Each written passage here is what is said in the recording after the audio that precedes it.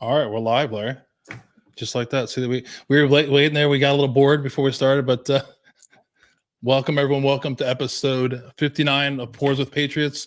Today I'm joined by former Army specialist Larry Turner. Welcome, how you doing? Larry. Nice to be here. Thank you. I think that's the smallest part of what we'll talk about, probably the military thing. A lot to talk about, hopefully, but a good Saul brother. I thought we'd get into that. Distiller, policeman, lots of stuff to talk about here in the next couple hours, right? There's a little bit of material.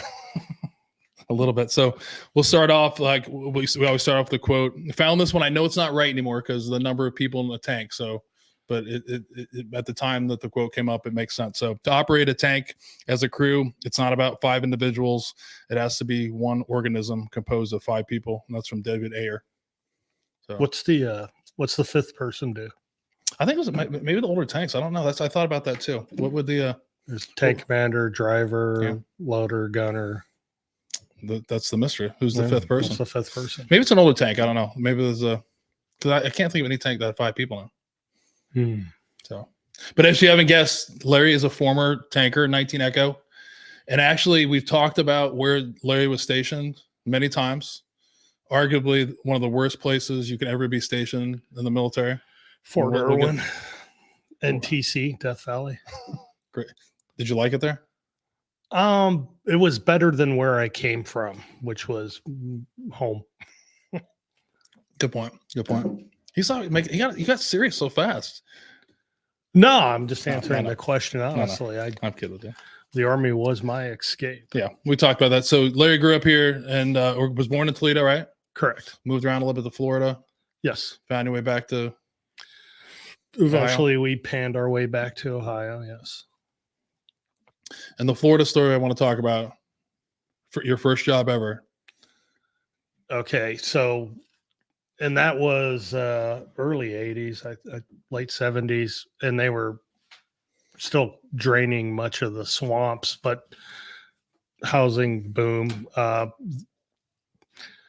way it was relayed to me, a lot of the workers were afraid to go into the lots to start building because of the water moccasin infestation that they had going on down there. So they would hire my brother and I think I was about 10 or 11. He was 12 or 13. He had a bamboo pole and I had a machete, and he would just go to the lots and flip over logs and rocks. And if there was a rattlesnake or something, I would just hit it with a machete. And they gave us 50 cents a head. And I'd come home fistfuls of cash and tell my mom, she's like, where are you getting all this money? She's worried that I was hooking up with gangs and selling drugs. And I just told her, no, I'm just cutting off rattlesnake heads. And she made me get a paper route. I was a paper boy. I mean, that's the story. I wish I had to tell my kids. Mine was a paper route. So you beat me by the snake. You know, the snake killer, but and my sons are complaining at first job being like Pizza Cottage or something. I can imagine being like, but your mom didn't like it, obviously. She wasn't a big fan of it. My mother was, in a way, somewhat protective of me, but yeah, she did not like the snake eradicating solution job. This was my first attempt at starting a business. Like, how much were you making a day? Killing snakes? Like $60, $80. That's big bucks back then. Yeah, it's about 160 snakes. Yeah. I hate snakes. I don't know. I would be definitely not having that job. I'd have been like, no, I'm not doing that. Snakes and spiders. I didn't get to work there too long. I mean, I was a couple days. She found out. Time to get a paper route. How'd you like the paper route? It was fun, just riding around on my bike. I mean, as a kid, I'm not like whatever helps bring a little bit of money in, because we were pretty destitute. So it was always ours was like whatever you made from your money you got to keep. Your job for us it was, but I thought it was a bad financial decision on hers. Switch over to the paper route, but. There's not a lot of money in paper routes. No. Because I was glad you were saying that, because I thought this was like, because now they have where they're trying to get all like the boat constrictors and stuff out of Florida. That's what I had this in a whole different thing you were doing. Like you're out on like a flatboat out there, getting like 20-foot pythons and boas that are like taking over the Everglades. I had a total different image of it, but yours is better. Back then it was water moccasins, Right. and they were everywhere.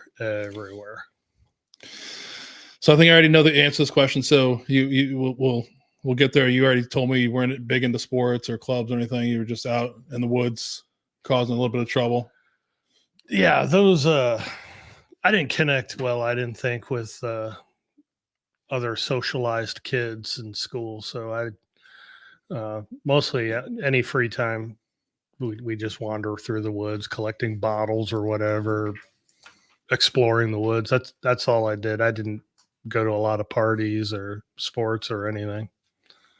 And then you did admit to a crime.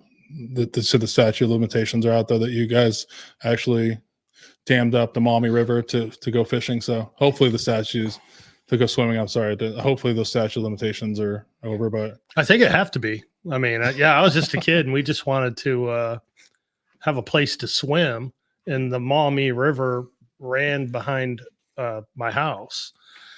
And my brothers and nephews and we all just went out there and started collecting rocks, because what else to do on a hot summer day? So we dammed the entire river. And I mean, we dammed it good. Like, we spent 2 days damming it. And when we finally built the dam, we had waist deep water. We played in it maybe 10 minutes and then left and walked to the mall. Never thought anything of it. But that apparently changed the entire ecosystem of that. And to the point my wife and I, we were up there fishing like 20 years later, and I wasn't catching anything. The big walleye run was running through there and we weren't catching anything. So I saw an old fisherman up on the banks, and I went up there and I said, "You got any hot tips for somebody that doesn't know what they're doing out here?" And he goes, "Yeah, you want to cast in front of that dam they installed in the 70s. And I'm like, I lived right here. I don't remember them installing a dam. What? Oh, you mean my dam? My dam was so big, you now all refer to it as the dam. So it worked, man. They might still be looking for you. Like, I don't know. It might be. It's all right though. You just deny it. You could be like, it never happened. I made it up. So after high school, graduated a little bit before me, 85. Uh-huh. I always make a point of when somebody's older than me, I like that to be here because I'm getting old myself. But graduating in 85, bounce around a few jobs. In high school, I was your Little Caesars pizza dude. But I was already in the delayed entry program before I graduated. I knew I was not going to go to college. Didn't have any money for it. Did not want to spend one more second in school, and didn't want to end up in a factory or jail, which is where I kind of figured I'd be heading if I didn't do something. And so I went down to the recruiter, Army recruiter, after I saw Rambo. I was like, I could do that. I could be a Rambo, maybe. But I went down to the recruiter, and he said, "What are you looking for?" Because I did pretty well. Taking tests, I do really well on taking tests. I'm just not very social back then. And he's like, "You can do anything you want in the military. What do you want to do?" And I said, because this was like mid 80s, I'm like, computers are coming online. Maybe something to do with computers. He said, "There's no finer computer that you'll ever find in the world than the one in the M1 Abrams tank." And I said, well, so I learned how to use that computer and I could get a job anywhere in the outside world. And he said, yes. And man, that did have some of the greatest tankers are leading business right now. And that tank had 2 buttons in it, heat or sabot, depending on what I'm shooting down range. That's all computer interaction you have, really. And since then, my ability to drive a tank has not come up in any employment. There's not a big demand for it out there. I can see that. But he got you, though. The recruiter's got a lot of people. They've got a lot of people over the years. Recruiters. I don't view it as a mistake or anything. I don't view anything in my life as a mistake, because here I am right here, right now. And I try to stay in this present moment. And when I realize if I can stay here in this present moment and find gratitude, then there's no mistakes behind me that led me to right here at this point. And I didn't mean to get that deeply spiritual with you this quickly. No, I know. I'm waiting for it. I think the next question I'm looking forward to it. That's I've been super excited about this because I think this is going to be a conversation. That's what we both wanted and we're looking forward to. So I think this is going to be the first deep conversation. I hope you do get deep, but in the past we've asked guests, like, what was your reason for joining the military? What was, we all have a story, right, of why we really went, but what was the real reason that you left to go to the military? I had to get out of the house now. I mean, the circumstances in my house were very volatile. My father and I absolutely not getting along. A lot of tension. There's a lot of backstory there. He and I had gotten into some physical altercations. And I need to go. In that, I wasn't doing well in school because I'm not even thinking college when I'm in school and high school, and you tell me I got to take this class. What's the bare minimum that I don't like being at school. I don't like teachers. I don't like authority. What do I have to do so I don't have to come here anymore? Well, you got to get a D. Cool. Got a D. Let me out of here. And so I did not have the grade point average to go to college. Didn't have any finances, obviously, with my family situation. So I predicted, left on my own, I'd probably end up in jail or a factory somewhere. Just not to denigrate factory workers. It wasn't for me. I didn't see myself spending the rest of my life doing some mechanical movement, and that's all I'm going to contribute out of life. So I was like, I got to go do something. I got to get out of this house. And the Army, quite honestly, I did see the movie Rambo, and I'm like, because I don't know what I'm going to do with the rest of my life. I had already tried to commit suicide once when I was 12. That's how bad things were in my house. I don't know what I'm going to do with the future. I'm scared. And then I watched the movie Rambo, and as goofy as that sounds, I'm like, he's got that 1,000-yard stare in his eyes. I already have that. I was 15, 16 years. I'm already dead inside. And so I could be, I could go into the military. How about that? And, I do want to pay my life forward. I do want to fight for my country. It all looks like a win-win-win situation. So, when I went down to the recruiter and they offered me a position on a tank crew, whatever, I don't care. I told him, I said, I don't care if you send me to war, just get me out of this house. I got to go. It was that desperate for me to get out of my house. So, as far as really, they sent me to Death Valley. I guess that's from what I understand, you get hardship pay for going there. It's that rough. But for me, from where I'm coming from, I had fun. It's hot, very hot and desolate, and there's not a whole lot to do, but it is way better than where I come from. I'm not saying that to be flippant or anything. Death Valley was way better than where I came from. And I actually enjoyed being in the military. It dawned on me at one point, I was like 18 years old and I'm driving this tank around. We're in this big tank battle. And I'm like, what other 18-year-old has a tank? Like, I'm in charge of this whole tank. 6 months ago, I had no idea what I was doing with the rest of my life. All of a sudden, I'm driving a tank around, blowing shit up, and that was pretty humbling. But I had a lot of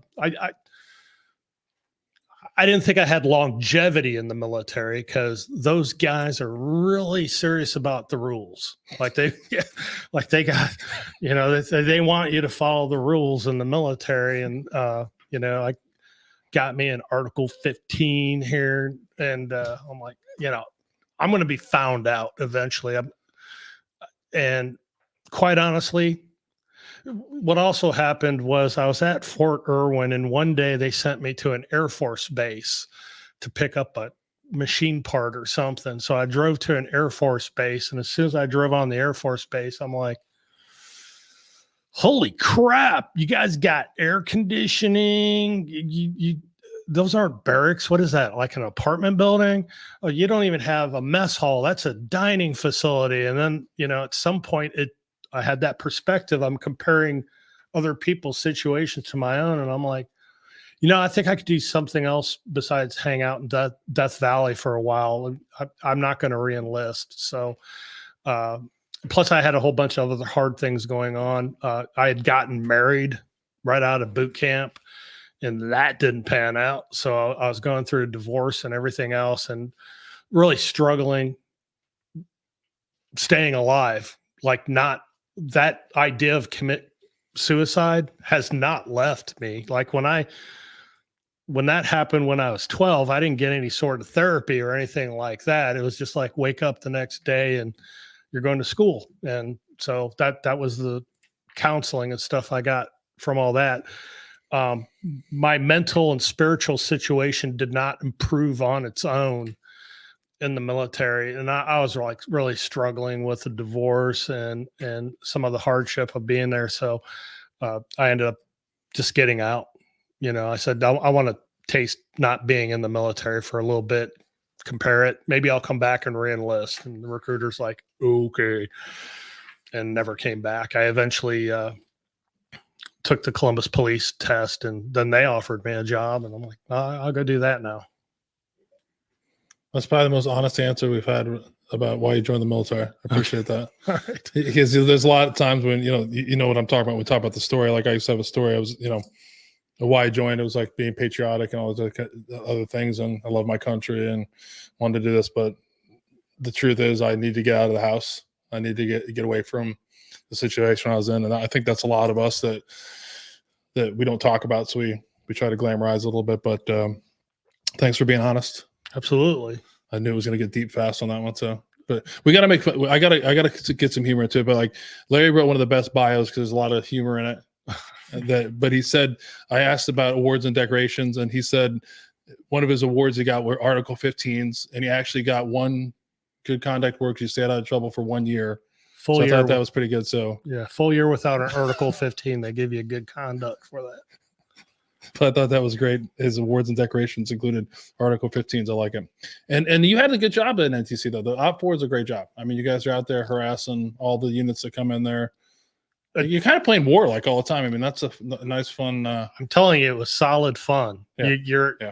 You're in essentially a laser. You're basically playing laser tag with millions of dollars worth of equipment, helicopters and tanks and whatnot, and really going balls to the wall. I mean, that's what Fort Irwin is. It's the training center to train to go to combat. Yeah. And it was like an adrenaline ride from one end to the other, which is, as it turns out, I'm addicted to adrenaline, and the tank fit in well. So yeah, I enjoyed Fort Irwin. Did you ever figure out the great computer out on board? Did you master the computer? No, you know what? And here's how I played out so through AIT, they're like testing you. They want to test you as a gunner. They want to test you in this position.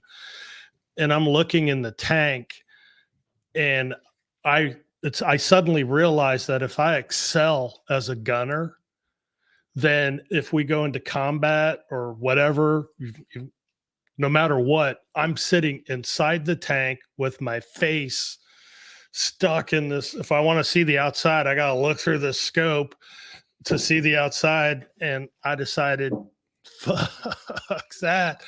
And so when it came to like the gunning exercise, like, yeah, I know how to operate the equipment. Oops, I missed again. I don't know. I guess I suck.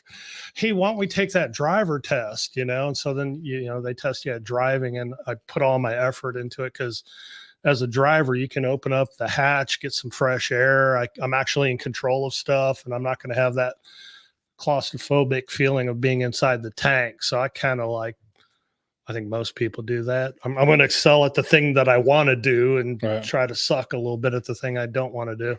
I'm manipulating people. I'm good at it. So you joined the Army to get away. You realize that it really didn't help you get any better spiritually or anything. So you leave and come back to Columbus area.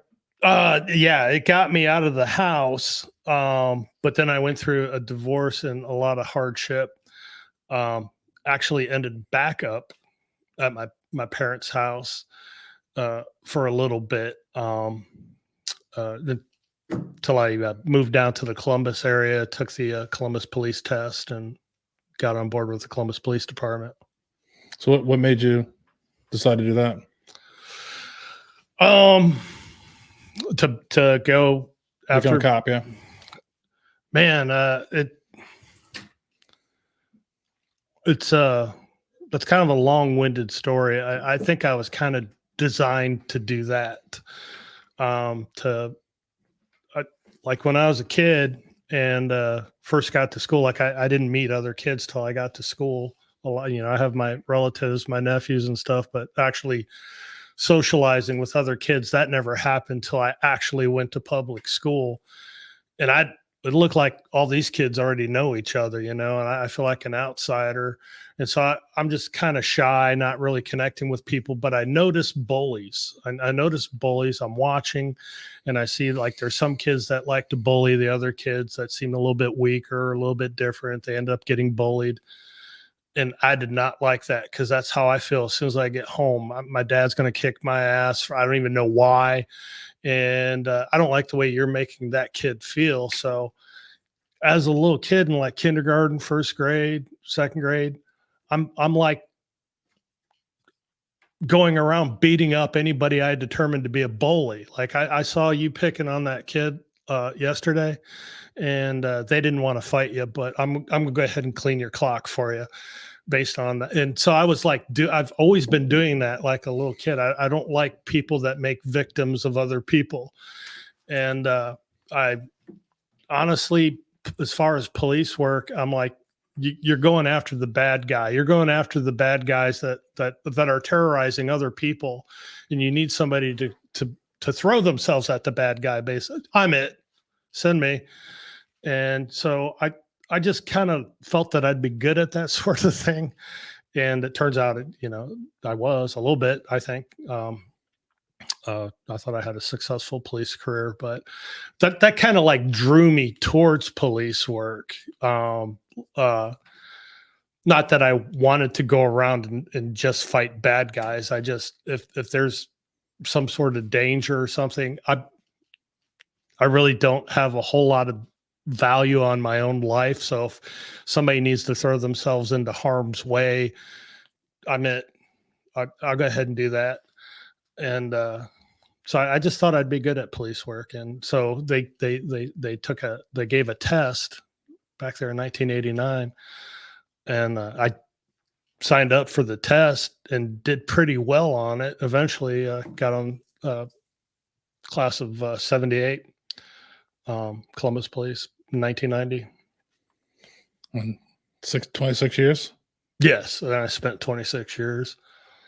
It's crazy. Thank you for your service for that as well. I said that it's a short time in the military, but a long time with the city of Columbus. But that's crazy. So interesting job. Like I just think it's interesting that you went in the military. A lot of rules. I'm sure the police department has a lot of rules and regulations as well too. So I just feel like that another organization that that I'm going to go to that has a lot of rules and.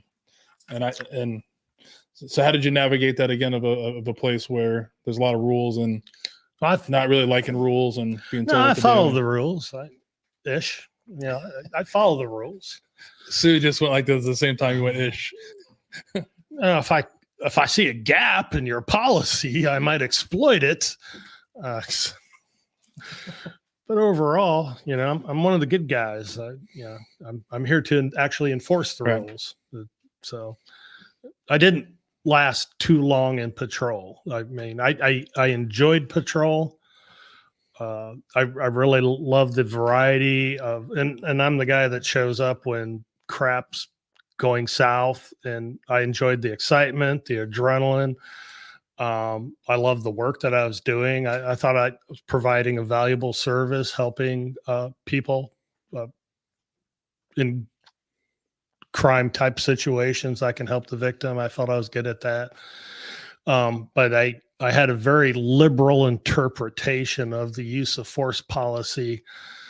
And at one point they said, they said they was going to send me to something called sensitivity training. I'm like, oh, that sounds bad. Like, I'm not going to make it to the end of sensitivity training. You know me, I'm not going to make it to the end of.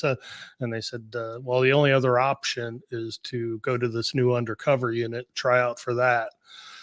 And turns out, like, I went undercover like 6 years on the department and never came back.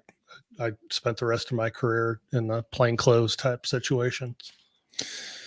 So that's got to be rough, right? So being the undercover role, you're not, you're not out there as a normal policeman. Like, what's the kind of stress that's on you, on your family, while you're doing that for all those years?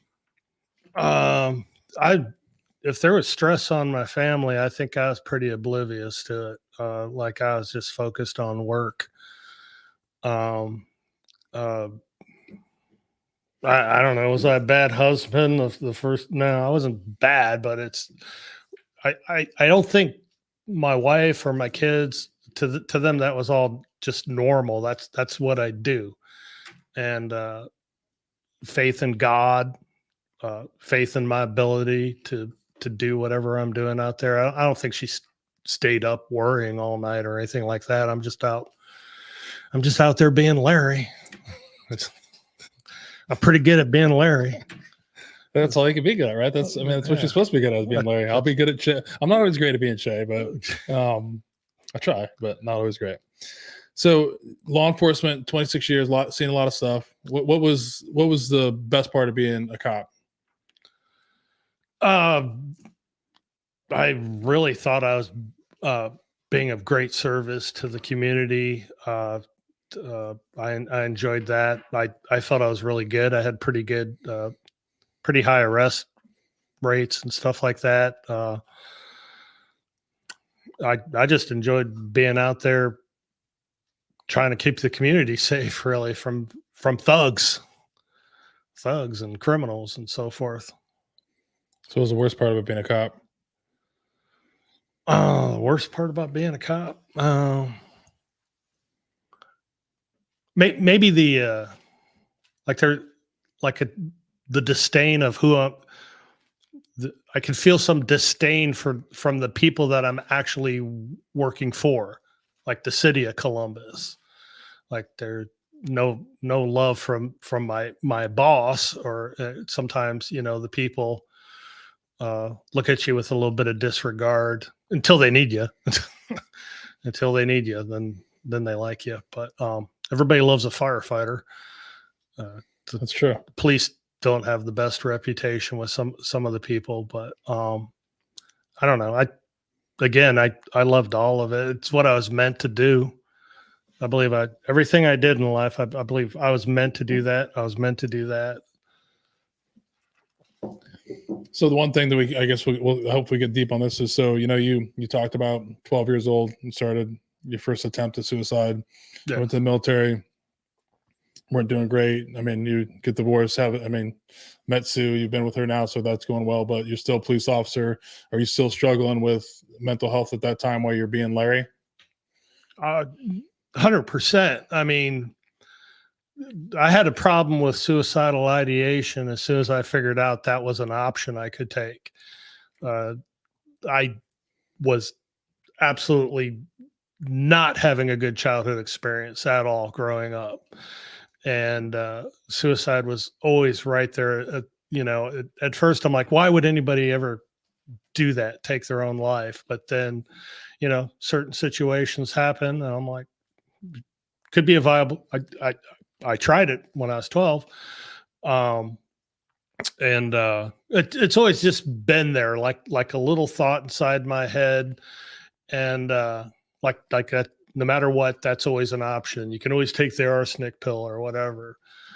And that's nothing I ever talked about.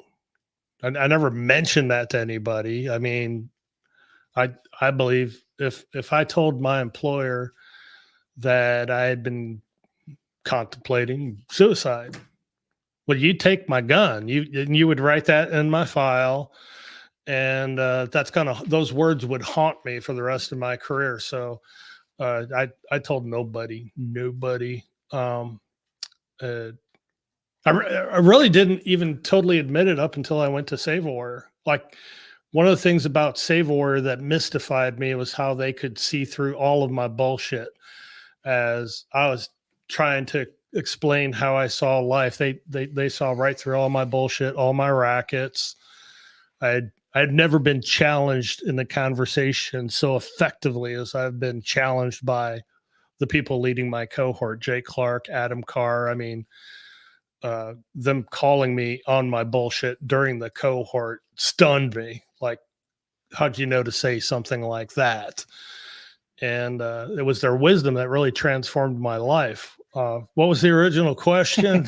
Suicide was always on my. I tell you this, Che. I tell you what, it was always on my mind. There's a lot more to the story, but when it was obvious the distillery's going to fail, there was, at one point in my life, I'm sitting there thinking about myself, and the only thing I can think of is I'm a complete failure as everything. I failed at I had some career-ending injuries, so I felt I had failed as a law enforcement officer. I had failed as a businessman. I'm a failure. We're about to be destitute with the distillery closing up. I'm a failure as a provider. I'm just a big failure. And then one day I was in the gun safe for something, and there's my life insurance policy, and I'm like, I wonder if, and it does cover suicide. Financially, it looks like the best thing I could possibly do for anybody is to kill myself, and it's covered. Huh. And it's like, I had this thought inside my head, well, Larry, you just got to stop being a pussy about it. Get it done. And it's really a miracle, because, I mean, that light bulb went off in my head, and I think I'm a man who gets things done. That's who I am. And it was one thing on the option table, suicide. It was one. Now it's the only thing, really. This is my next step here. And Save a Warrior coming into the distillery, and then getting me into the cohort. And then my entire perspective of myself and life completely shifting in that conversation. And then what did I tell Jay Clark? I do whatever Save a Warrior tells me to do. What do I do to crawl out of insanity here? And I just started following the path that Save a Warrior put me on. And I tell you what, Jay, I've not even considered suicide. It doesn't even pop into my head. It hasn't since my cohort. And I thoroughly enjoy being Larry Turner these days. I've never been able to say that before. Up until when I went through Save a Warrior, I always kind of wished I was somebody else. Like, that person looks like they got it going on. That I wish I was that person or that. Since I went through Save a Warrior, no, I wouldn't trade positions with anybody else on the planet, because I know exactly who I am right now, and I'm thoroughly satisfied. And the idea of suicide really hasn't even entered my mind since my cohort. So I'm thankful for that. I appreciate that. That's a deep share. Yeah, the way you said it before, I've heard it before, but not on this forum, not on the podcast. But yeah, I've never had it where, I've always said it wasn't an option for me, because I had the ideology, but I think I've talked about this before, is since I came out of Save a Warriors, I've went through the motions a couple of times, but wasn't really going to do it. But I had it as not being an option, but the way you talk about it now is it was an option, or I wouldn't be thinking about it. I never had it that way as it being an option, because I wasn't going to I was going to do the act, but I was going to, do everything, other than the act, but just make my life miserable, be miserable all the time. I had it more, for me, it was more of like, driving down the road like 80 miles an hour and just be like, man, if I just swerved off on the road and, nobody would give a shit and everybody would be happy, my family would have more money. I'd be done. So yeah, it's interesting. I had that wasn't an option, but I guess it was an option. I would have been thinking about if that makes sense. See, it's all the words, I guess, on that one. One of the rules that I set up for myself, or that I thought was handed down to me through my concept of God, was that it was against my religion to commit suicide. And that was really the only thing that was preventing me from, was that you commit suicide, you're going to go to hell. I had that belief inside my head. And so that kind of kept me. Do you think that's the only reason why you didn't do it? Oh, yeah. 100%. I would not be here right now talking to you if I didn't have that in my head as a little kid. Yeah, mine wasn't like, I don't think of the religious part of it. It's just more of like I've said before, is like, I felt like it was like giving in or like quitting. Oh yeah. So I don't, that's how it was to me. It was always like, if I did that, I was quitting and everybody else won and I lost. So something to look at in a deeper way about that. I mean, obviously there's a higher being that I believe in, but I didn't tie it that deep. It's just more of like I'm already a fuck up. I'm already a failure. This just solidifies everybody else. You would have been a really powerful person to be able to talk to when I was that way. But this is kind of odd. And I try to explain this to fellows when I'm rostering them. I have this set of friends that from work that, I mean, we would trade our lives for one another in the heat of battle. None of us are going to run away from a fight, and we're all going to fight to the last bullet. I've got friends like that. And I think those are the strongest relationships in the world. However, when I was in the distillery towards the end and I'm contemplating suicide, it's odd, Shay.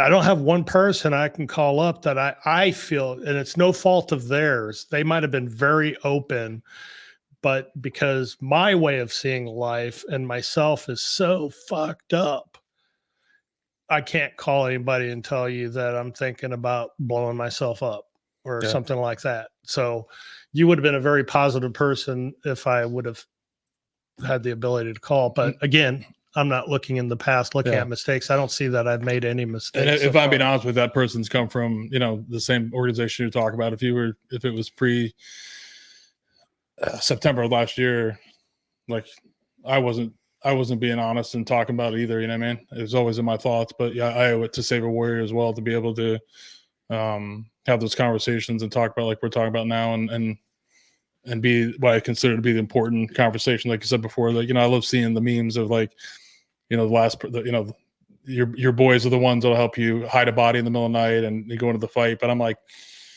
are they really? I think the real men in my life are the ones that I could call right now and tell them how I'm feeling. Yeah. Not be judged and just get, nothing but love. You know what I mean? If that makes sense. So, and I owe it the same thing you did before. I was on a journey a little bit before Save a Warrior. I knew I was fucking it off and doing stupid shit and not living my life the right way. But definitely like you, Save a Warrior just blew my mind and put me in a different place where now I'm thinking about, like you said earlier, like everybody, I was looking around and be like, man, I wish I was like this person has it together. This person has it together. Now I know that nobody really has it together. Everyone's struggling. 100%. No one wants to tell the fucking truth. And that's the dangerous part of it. Everyone's walking around with, masks on top of masks and part of the warrior mentality, at least the one that I adopted, is never show weakness. Right. Never show weakness or anything that I perceive to be as weakness in myself. I cannot expose that. I don't know if that's the official rule set of being a warrior. It's the one I made up inside my own head. I feel like I've heard that one before. Seen it. Don't show weakness. And so that's why, and I equated vulnerability with weakness, 100%. Not knowing See, I didn't have positive spiritual role models telling me wisdom like, no, Larry, vulnerability is actually the demonstration of courage. It's actually the demonstration. It's not weakness. It's the exact opposite. And it's actually more courageous to be vulnerable. Yeah, which I think is, like you said before, is totally contradictory to the warrior class. And, because to me, it was like everyone looks at you like you're a cop. I'm a military officer, and all, and like everybody expects you not to be scared, not to be struggling, everything, you know what I mean? And there was that's just the way you do it. You didn't say you were hurt. You didn't say you were missing somebody. Like I would even tell my wife, like, when it's time for me to go do something, like, I'd be like, I don't miss you guys. What are you talking about? I'm doing my job. Like, I was lying my ass off. I was like one of the saddest people you've ever met. You know what I mean? I hated it. You know what I mean? I hated it with a passion, but you can't be somewhere. You can't go to NTC and be there for a month and start talking about how much you miss your family. Like, if we did that, be honest with you, and people that did that, the reaction wasn't great back then. I mean, if you had a soldier, it was like, I miss my dog, or my reaction as an officer was really fucked up, because I would be like, what's wrong with you? You're in the Army. It's a fucking cat. Nobody misses a cat. I don't miss my family, blah, blah, blah. And the whole time, that's when I, now that, after Saul, that's when I started feeling so much shame of my service, is that's what I was doing. I was just like constantly lying about how I felt all the time. Like, I was scared. I just wanted to be home. I want to be around my kids. I wanted to go watch them play T-ball. I want to take them to the park. When I'm living that life, yeah, I got to look good to avoid looking bad. I got to dominate to avoid being dominated. I got to be right, avoid being wrong. Those are my rackets. Yeah. Me too. I was pretty good at it. I can still be pretty good at it if I get drifty. But me too. Me too. So we talked about policing. So we'll jump. I just want to keep getting more in those conversations. We'll see how it goes. But I do want to talk about you started a distillery. We don't want to talk a lot about alcohol, but we have a couple bottles here from your distillery. Won some awards here. The vodka won silver, right? The vodka won silver.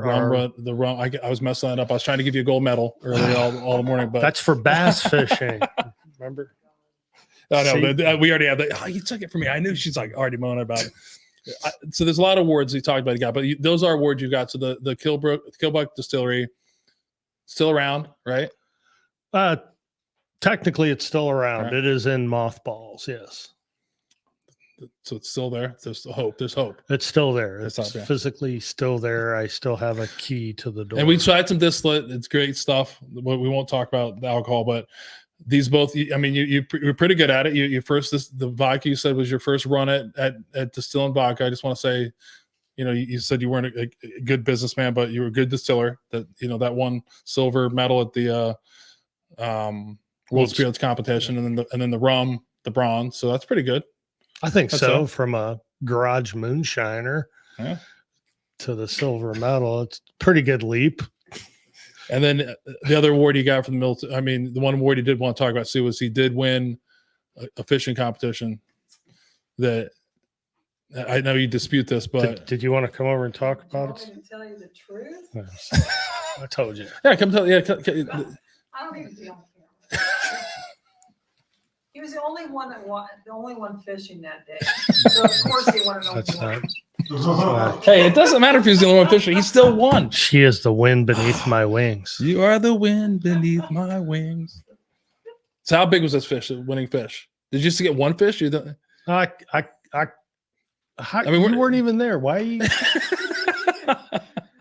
was small. It was like a smelt, you said? But no, I'm just kidding. I'm joking. It was like a little small. It was small. All right. Yeah, but you still won, though. Right? It doesn't matter how big it was. You won. Thank you. That's right. That's all that matters, man. I mean, if there's only one person out there fishing, you fucking won. That's all that matters. Winner, chicken dinner. No. It wasn't impressive, but it is technically first place. So you gave it away about the distillery not being in the best state.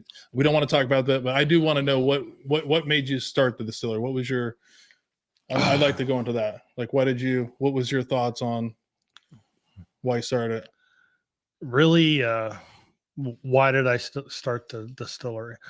Okay, so towards the end of my career on the police department, I am not doing well mentally or spiritually. I'm pretty tanked.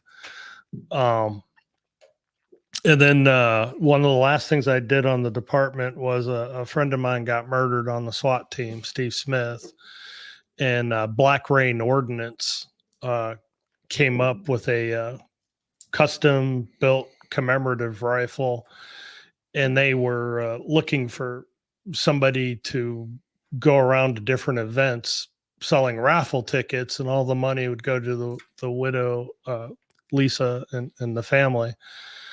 And I was off injured, I'm like on half duty. I just had my arm kind of reattached.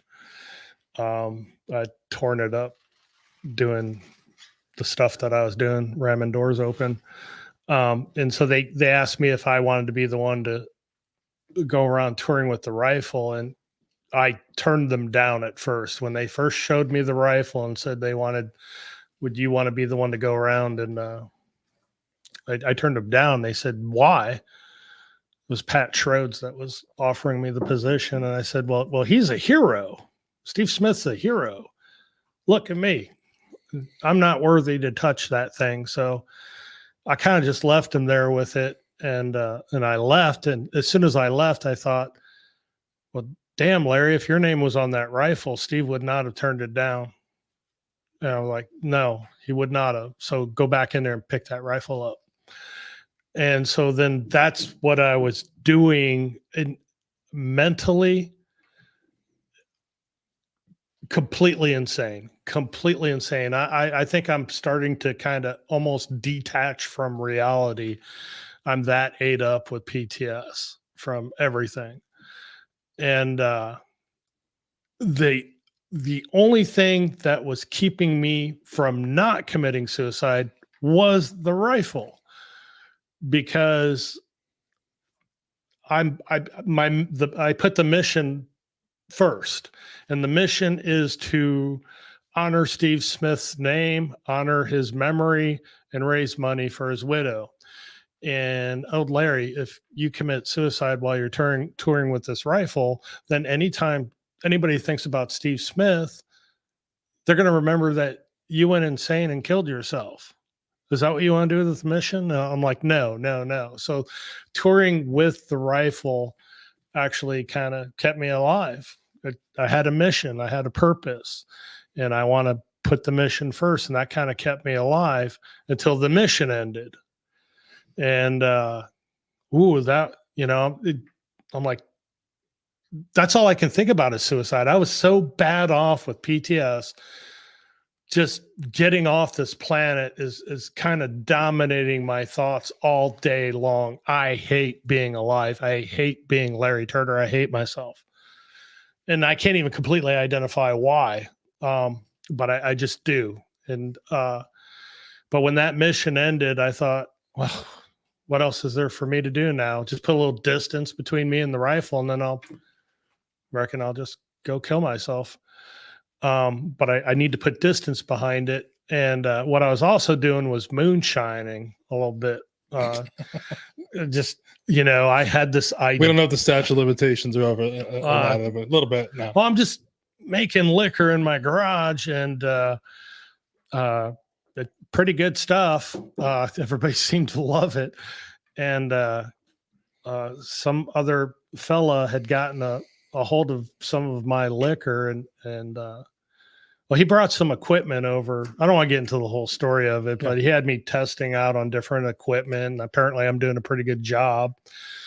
And he comes up with this business plan to build a distillery. And I'm like, I know nothing about business. I know nothing about keeping track of books or nothing like that. And the guy said, well, no, I'll do that. I'm going to do all the business. You just make this liquor. And I'm like, well, I could do that. Yeah. And what if we made a bourbon in honor of Steve Smith? He's like, sure, that's fine. So I went and I asked the family, and then what I'd actually done was I created a new mission. Now the mission is to honor Steve Smith again. This time we're going to do it with a bourbon or whatever. And so that was the initial start of the Killbuck Creek Distillery, with that sort of motivation. And you know, if there's one thing I thought I was pretty good at, was making liquor. I'm pretty good at it. So I thought, you know, obviously it came back with the medals and stuff like that. So other people agreed. But that was the foundation of the distillery, to honor Steve Smith with the bourbon. That was the whole motivation. I think you've been pretty good at a lot of things, though. Just listening and knowing you. Yeah. Pretty good as a distiller. Pretty good as a cop. I mean, I don't know how many Article 15 jab, but you made it through. So pretty good as a soldier. Yeah. And you've been married now 34 years. So I would say you're really good at being a husband. Well, thank you. So I think there's just a perspective of looking. I know I struggle with that too, to find what I was, you know, I always don't think, I sometimes think, not anymore, but that I wasn't good at anything the same way. And always looking, it's interesting to hear what you said about the mission, like always doing something to distract you, to keep your mind away from I tell you what, my own internal struggles. I was guilty of that a lot, doing, you know, a lot of things for a lot of other people. And that word mission, Jay, that word mission, that saved my life, really. Right. Like in my cohort, like we can go in, you've heard the story before, how I ended up at Save a War, but you know, I was not leaning in too well. I was actually being invited to leave because I was kind of wrecking the cohort with my craziness or whatever. And it was Adam Carr. Adam Carr goes out of nowhere. He goes, "Hey, Larry, do you need a new mission?" Yes, that's exactly what I need. How do you know to use that word? Well, you got a mission. And he pointed at the other guys in my cohort. And he goes, what do you think of those guys over there in your cohort, Larry? And I looked at him and I said, well, they're struggling with some severe issues, some trauma, depression, suicide. He's like, oh yeah. He goes, would you like to help those guys? I'm like, well, I don't want anybody to hurt themselves, but I have no idea how to prevent them from doing that. And he goes, oh, okay, well, what you can do is for your mission, you fix yourself, then you can come back and you can help those guys with their struggles then. And I said, well, I really don't know how to fix myself. And he goes, oh, that's easy too. All you have to do is accept the possibility that what we're telling you is the truth. Just the possibility that we're showing you the avenue out of what you have, which is complex PTS. And man, that woke me up. And that right there on the spot, bam, my life took a completely different direction. I had a spiritual awakening. I had all kinds of stuff happen in that moment. My life forever changed at that moment. But yeah, I'm on the mission now. I'm on a totally different mission. So do you want to talk about complex PTS, what that is? Because we've talked about PTSD and PTS. Do you want to handle that one, or me? You want to? Complex PTS. Most of the fellas and ladies that come through Save War, we're struggling with complex PTS, which is my exact story of coming up through a dysfunctional childhood filled with neglect, abuse, trauma, various types. I don't have positive male role models. I have no idea how to process trauma. I have no idea how to do that, how to process shame. I'm collecting shame instead of like processing it healthy. I'm just collecting it, stuffing it inside. I have no idea how to actually process it. And then as I grow older, I go off into these careers where I'm actually going to struggle. I'm going to be introducing myself into situations with high trauma that I have no idea how to process. I call those incidents moral injury. I'm going to experience significant moral injury. I already have PTS from my childhood that I haven't processed any of that stuff, what you call like an ACE score. adverse childhood experiences. I have not processed any of that stuff.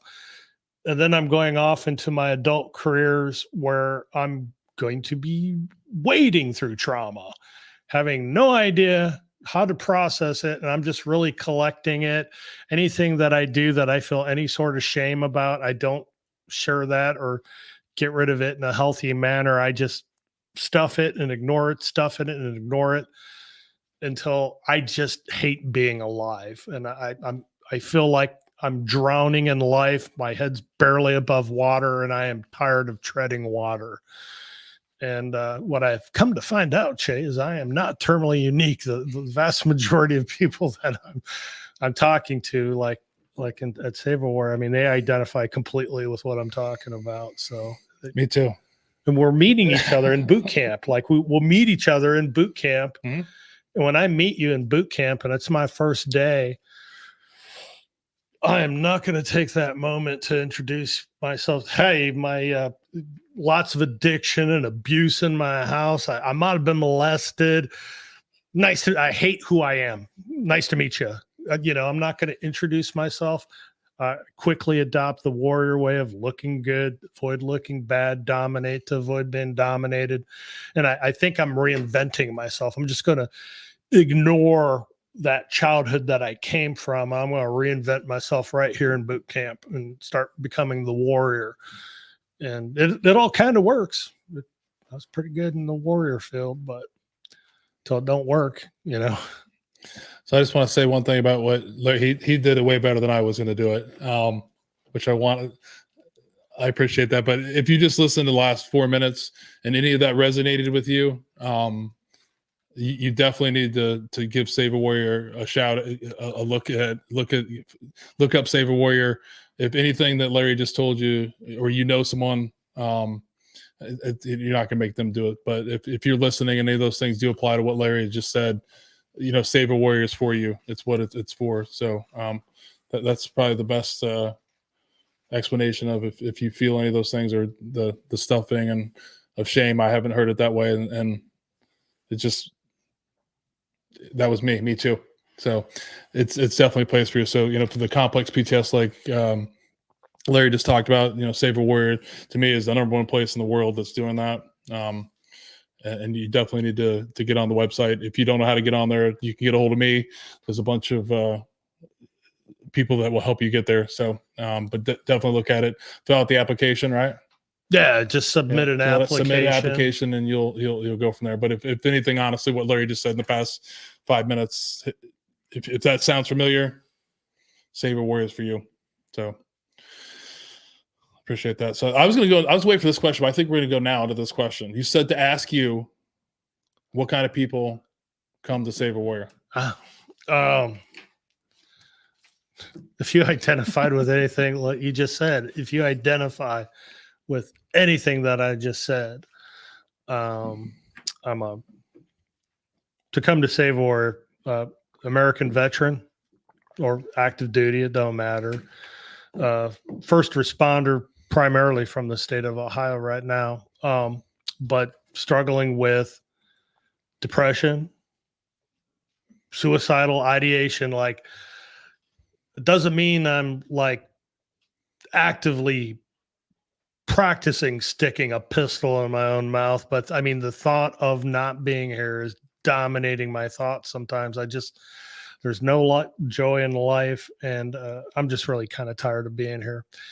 Those are the applicants that come to Save a Warrior. Now, what I do is go to savewarrior.org, read the website. If any of that sounds interesting, there's apply here, fill out the application. As soon as I hit submit, then a little calendar thing will pop up where I got to schedule a rostering call with one of the rostering team, which is myself, Justin Carlisle, Joe Robb. If you're a female, you might run into Rosa Torres, or my wife, Sue. Now she's starting to do some of the rostering, but we'll determine if you are a candidate to come to Save a Warrior. You will determine that with us, and see about when and where. Yeah, so I've shared it with some other people in the SAL community. Is on my application I lied. Yeah. Yeah, me too. Everybody. I lied in the fact that I didn't want to admit how fucked up I was. Yeah.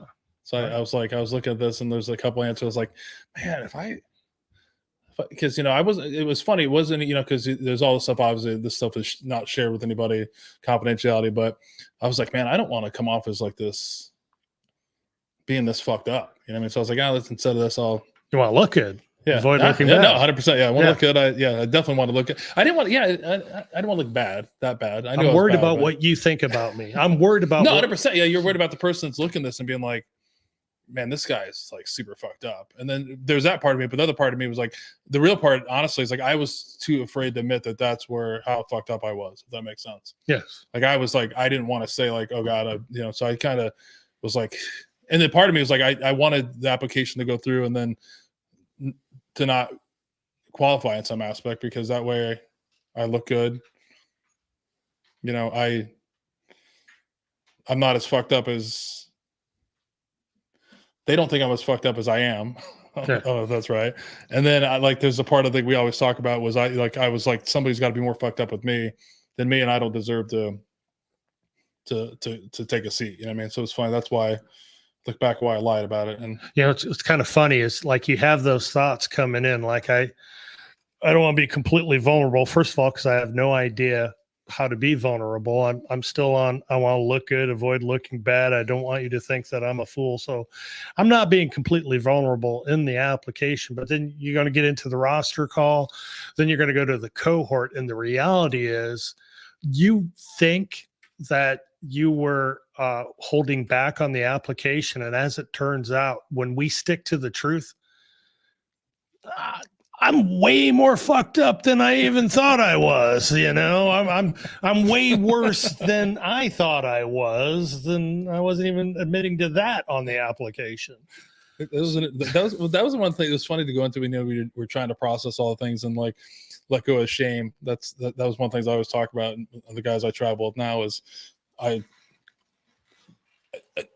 the great thing is I lied, right? And I don't have any guilt about it. And that's the whole thing we talked about before, because where I'm at now, I'm okay with it. I know why I did it. I'm like, there's no shame in it. I'm like, because I feel like I'm not the only one that's done that. You know what I mean? But but it definitely is like we said before, Josh has put it up there to look at the website. If you think this works for you, Save Warrior works for you, you definitely have to fill out the application. Don't lie. Be as honest as possible.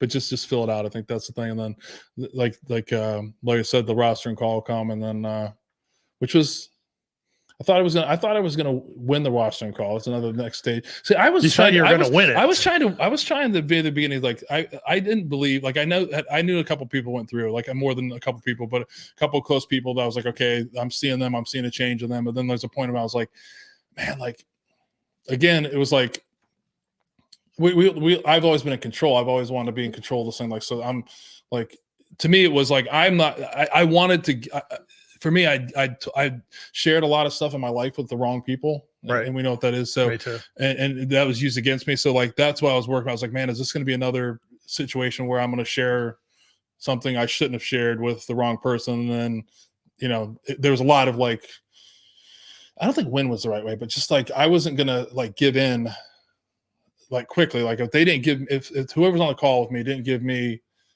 what I was looking for, there's no way I was going to be like, but I think it was like 5 minutes and like all of the walls went down. It was just like I was driving the car, I had to pull off into a gas station, and it was just like,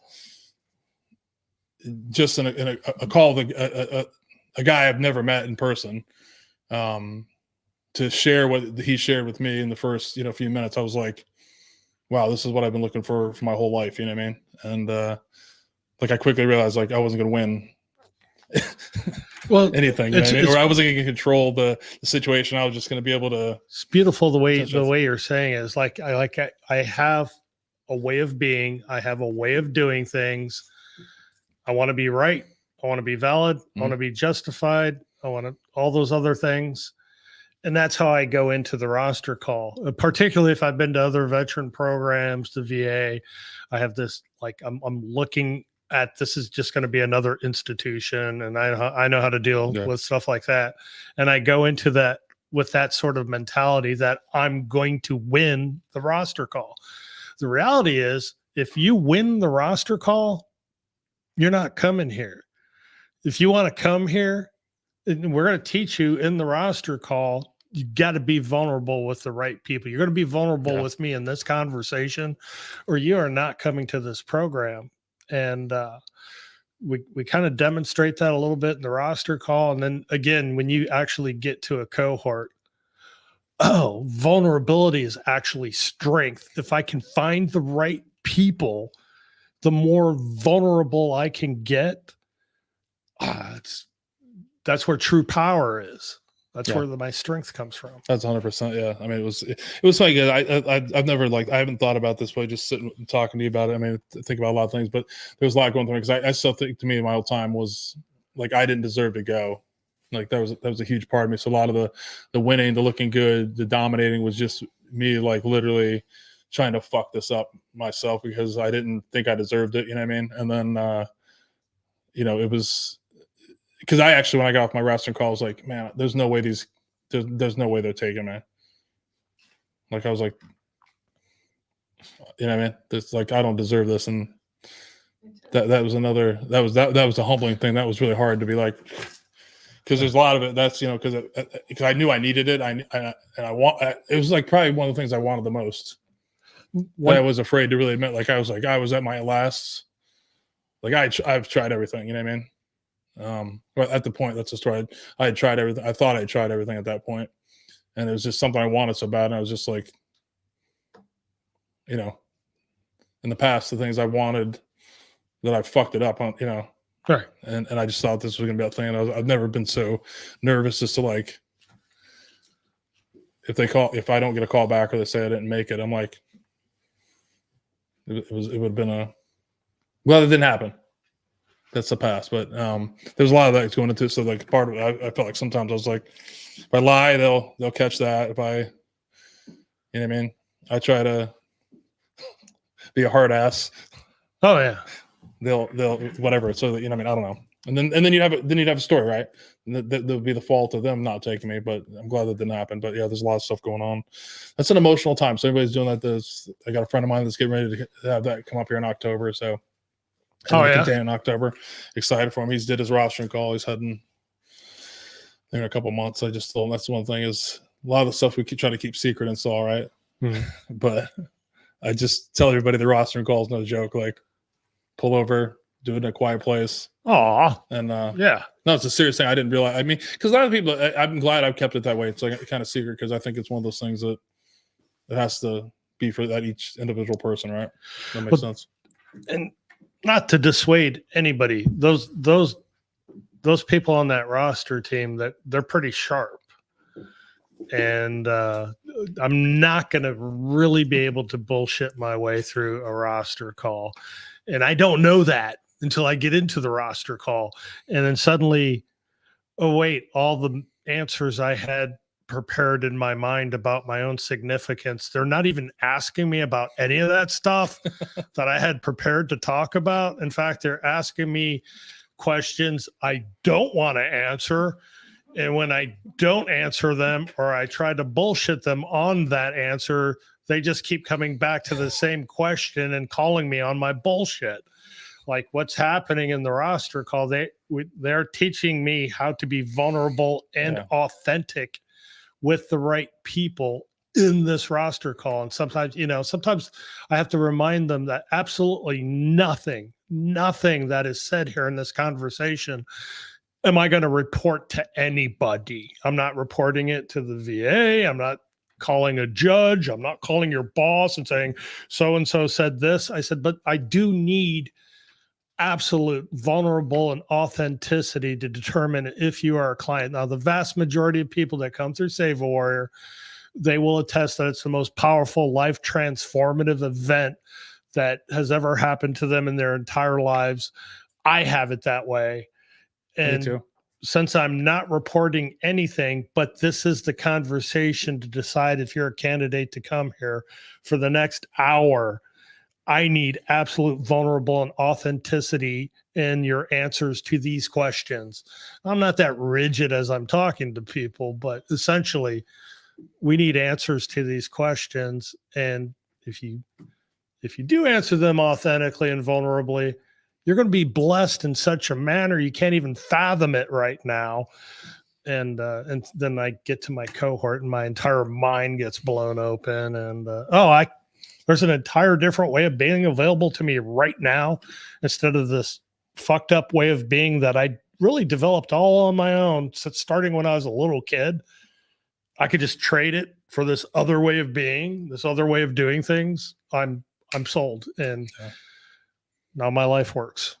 I love the rostering thing. Hey, it was like the worst job interview that I ever had, because you're right, you had all this stuff prepped. You're like, what are they going to ask you? And you're like, oh shit, I got nothing on this. But I've had all these interviews. Ask me about this, and you're like, whoa, this isn't going to go. This isn't going to go my way at all. That was pretty. Sometimes I have to call somebody, because like I'll ask my questions and you're telling me the story of the thing that you wanted to tell me, and you're not answering my questions. Instead, you're telling me a story. And when I first got into Save a Warrior, I was doing the same thing. I didn't know I was doing the same thing. And one thing that irritated me was every time Jake Clark or somebody asked me a question, I think I'm answering it, and they're going story. And I'm like, well, now I understand why they're doing it. And so when I ask somebody a very sincere question that I want a sincere answer to, and they start giving me a story, there's been a time or two I've paused people. Like, I can't get you out of that sort of thinking. I need you to answer this question honestly. And I'll tell you what, since you want to just notice all the stories that you're willing to tell me, in those stories, you're either the victim or the hero. Those are the stories you want to tell me. If you're going to tell me stories, I want to hear the stories where you're the suspect, because that's why your life doesn't work. Those are the stories where I'm hiding shame about, which is causing me to numb, which is bringing more shame into my life. And I'm stuck on those sorts of rails going around and around, and my life doesn't work. Meanwhile, I'm thinking about suicide. So the way out of this, the way to break out of the cycle, is authenticity and vulnerability. And I need an answer to these questions. Bam, bam, bam, bam. And man, people's lives transform just in that one conversation. Sometimes, Jake, because nobody's ever, like me, nobody's ever called me on my bullshit before. My way of dominating to avoid being dominated has worked up until this point, up until I got to Save a Warrior. Yeah. Me too. Yeah, it was. I've had people that have like called me on my bullshit, but I quickly, made myself the victim on that. You know what I mean? And made them wrong for, being when they were actually right. I mean, it was just. I think a lot of it for me was like like when we just talk, it's fun that we're talking about Saul. Like one of my big things was I went when I was 50. So there's a lot of guilt where I was like, man, because when you're there and you're getting all this, like, man, I wish I'd known this when I was, 25, or I was like 30. But that quickly, like, within probably I don't know, not as quick as I'd like to be, but 3 months out, I was like, yeah, that's a story. Because if someone tried to make me go when I was 27 years old, or if somebody was talking about Save a Warrior when I was 27 years old, I would have told them to go fuck themselves. I wouldn't have did it, because I wasn't done hurting. I wasn't done suffering. So that's what's been my motivation. You can't look back. You got to be here you are now. It's never too late. I'm just saying that not just for me, but other people listen. It doesn't matter if you're 50. It doesn't matter if you're 70. Like, you can't. If you're at that point, you're done suffering. And all the things we're talking about, you just got it. This is the place to go. And that's the one thing is that was the crazy part to me, is like how I'd wanted this for so long. And again, I just wasn't willing to take it. You know what I mean? And I'm just glad that something in me switched or changed, that I was like, okay, I'm ready to see a different way, live a different way, because it's not working. It definitely was not working. As far as not feeling worthy, one of the questions that was asked of me and my cohort early on, like as soon as the cohort was starting, they asked, who here doesn't feel like they deserve to be here? And every single person that was in the cohort, there was 10 of us, 10 out of 10 hands went up. Not one single person felt like they deserved to be in this program where they're going to get control of their lives back. None of us feel our sense of self-value, self-worth is so low. We're so broken. We don't think we have any sort of value. So when they asked that question, 10 out of 10 hands went up. And I start to, only when I become vulnerable and authentic do I start to realize how unterminally unique I am. Like the same things that I'm struggling with, I don't know. Everybody's struggling with those things. Everybody's struggling with the exact same things, but because I can't be vulnerable and talk about it, I start to think that I'm insane, that I'm the only one that is struggling with this. And as it turns out, no, everybody, I've been at Save Warrior for a while. Everybody's struggling with the exact same things. But in order to figure that out, I got to learn how to be vulnerable and authentic with the right people that genuinely have my best interest in mind as they're kind of guiding me through this unfamiliar territory of unfucking my life, you know? Yeah, we talk about cohorts. So there's some terminology that I don't think we've talked a little bit about Save Warrior, but not a lot. This is most we've talked about. I'm glad. But the cohort is where you actually go, and your cohort was different. You had 10. I had 10. Yeah, they're different now. We run 2 cohorts. Mine was time, 5 right? days long. Yeah. Now it's 3. It was harder, but no, the 5. And then it went to 4, and then it's 3 now.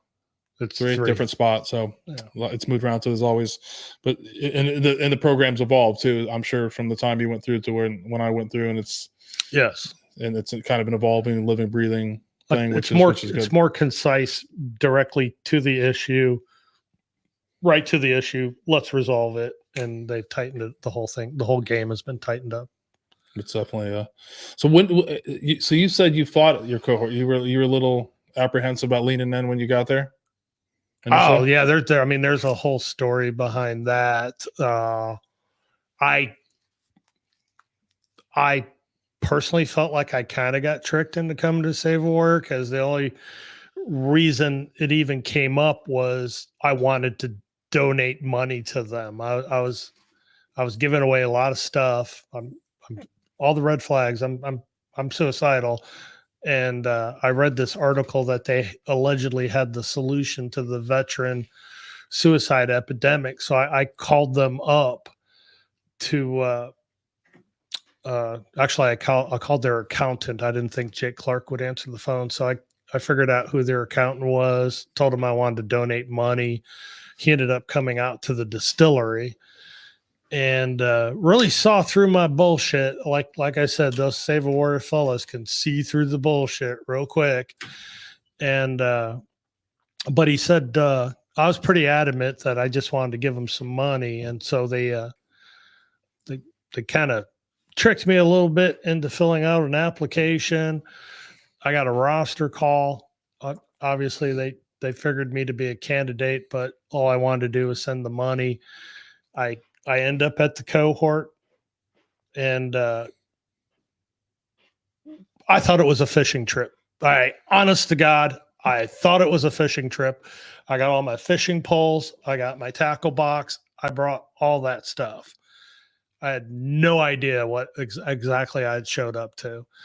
And man, I was resistant.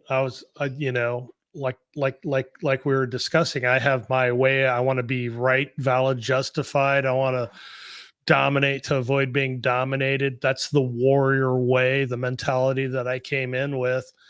And I am not ready to be vulnerable. I am not ready to be authentic. And man, that Jake Clark and Adam Carr, they're challenging to me. Like, they're not accepting my bullshit answers. Usually I give this answer, you accept that and walk away. They're not. They're like, this is bullshit, Larry. And I was not leaning in, and I was actually being invited to leave, I believe, when finally I had that last conversation where it was like the last assault on Larry's psyche before we kick him out. And by God, they breached the door finally. And I tell you, it was sudden. I mean, when the sudden realization occurred to me that oh, shit, I do have this complex PTS. And they just explained the problem and the solution to the problem really on these boards. And I just have to accept the possibility that that is the truth. And when I accept the possibility that that is the truth, I see an entire different life available to me in which, all of the rules are different, like how I'm measuring myself in order to call myself a man. Those things are different. The things that thought was trivial and I ignored throughout life, those things make me a wealthy person in this other way of being. And it's available to me right now. All I got to do is drop my old way of being and start getting on the path of this new one of reclaiming my own life. And I might not know how to climb out of insanity. I might not know how to do that, but I follow the other warriors on this path before me as long as they have something that I want. And when I say you have something that I want, that means I'm looking at you and you have sanity, sobriety, confidence, peace, joy. You have all that stuff. I don't even remember that stuff. You have it. I want it.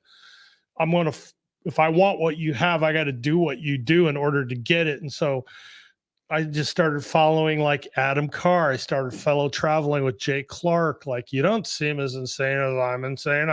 What do you do and they guide me through some 12-step programs. Actually, I needed to go through a few of those and some other work. There's a reading list. There's and just really learning to connect with an entire different community of people that aren't afraid to be vulnerable and authentic and actually have very similar backgrounds.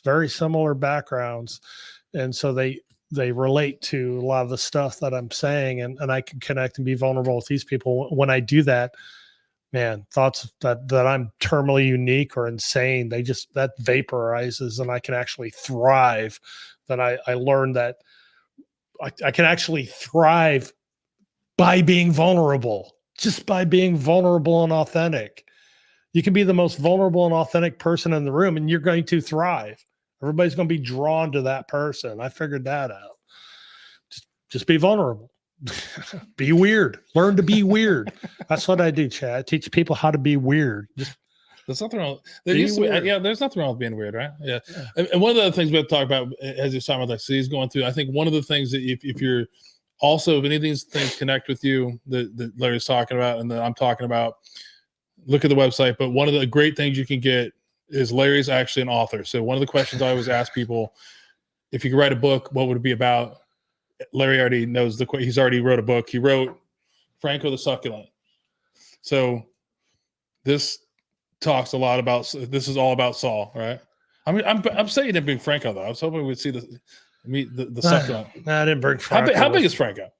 A couple inches tall. He's out on a date. There's some weeds out by the septic tank lid that he's quite fond of. He's out on a date. But there will be a post about how to get this from Amazon. Read some of the pages. I think they offer you like 15 or 20 pages to read through Amazon to look at before you buy it. You can look at it, but do they? That's cool. Yeah, they get like a preview of it. Look at it, some of it. So, but this book talks a lot more detail about what Larry's talking about. But there's one quote I had in here. I think I remember the page 108. And this is funny because this wasn't scripted. 108, and you're talking about, you keep saying the word vulnerability, right? So that's what I love about doing this podcast. And this is what I love about our community, how things just work. Like I looked through the book, I've read the book, and then I was, looking like something like what's some of my favorite parts about it. But mine was 108 before I brought the book down. So, this is it's Franco saying, what is the antidote of shame? And you said, me, vulnerability, shame will drive a person to suicide. The antidote to shame is the expression of vulnerability with another human. The shame vaporizes and the connections that develop between one spirit to another. What's difficult for most humans is that antidote sometimes looks scarier than the poison. Vulnerability looks like a giant horse pill to some and appears challenging to swallow. The depth of my relationship with others is measured in vulnerability and authenticity. So I think the world is operating in a weird spot because that's the quote that I wanted to read today. And this is what you've been talking about for like the past. That's in the book. That's a pretty good quote there.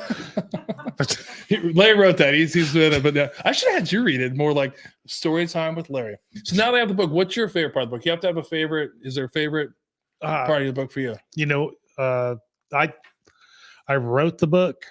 I don't dwell on it, and I can't. Right. Because I have a tendency that when I revisit things that I've written, I like to delete those things because I almost have an idea in my head that I was completely batshit crazy 2 weeks ago. That's because I'm on this path of recovery that's going up. So as far as the book itself, the biggest blessing to me is the kind of the feedback that I get from some of the dedication that I wrote that book for. Is it's dedicated to the one person that reads this thing and finds some sort of value that brings peace or joy into their life. That's who it's and I've gotten feedback that a lot of people, it's blessed them in such a manner. And there's some people that tell me they read parts of it every day. That's very humbling to hear, you know. But the best part to me is just sitting down writing. Like I feel like that's what I write everywhere. I've already got like another book ready to go. I enjoy writing it. I enjoy that the fact that it's blessed and helped a lot of people. That I like that. That's my favorite part about the book. And man, there's so many people out there now that they got all the Franco stuff. They send it to me. It's cool. Well, what I loved about it is I didn't, obviously I didn't. I think it was Jake Day that told me about it. And then one of the things about coming out of the containers, you're reading a ton of stuff, and Jake had that book, and I'm like, I got to look at it. And he's like, it's not as deep as some of the stuff we're reading. So, but what I thought was great is it was like like when you go through a cohort in the container, there's a lot of emotion, as you can imagine. So there's a lot of things that I personally missed. Some of it because you're so emotional, but I feel like that was a great tie-in of like the lessons of Saul. So like, it's a great, for me, if you're a Saul alumni, if you haven't read that book, you need to read it. But also if you're thinking about Saul's, might be something for you, read that. And if you don't even know, if you don't end up going, there's a lot of value in that book about some things that, yes, it is geared towards the Saul experience, but there's a lot of wisdom in that book. I did think you're a little crazy talking to Franco though, but yeah, I mean, if you just think that if you are haunted by thoughts that you're insane, just read this book. It was written by a dude that's talking to a house plant. That's what, and that's how it is. I didn't think that's what it was, but that's exactly what it is. He's talking to him, and it's a great conversation. I would like to be a fly on the wall for that, but it's a great book. But I definitely, if you're a Saul alumni, if you haven't read that, shame on you. But there'll be a post in Ports of Patriots of how you can get the book. We might have to have a giveaway. You did give me another book. We might have to have you autograph it for somebody else to give away. That's fine. We might do that. We'll figure it out. But so what's the next book about? I don't want to talk about. Is it a secret? It's kind of about fishing, how to beat your wife at fishing, be a gold medal fishing. No, I don't think I have anything about that in there. It's basically, I describe it as another bathroom reader. Like I had one fella tell me that he has that book by his toilet and he reads it every morning like it's a devotional. And I said, wait, you're reading Franco the Succulent while you're sitting on a toilet? And he said, yeah. And I said, I wrote parts of it on the toilet. We're having a poop to poop connection right there.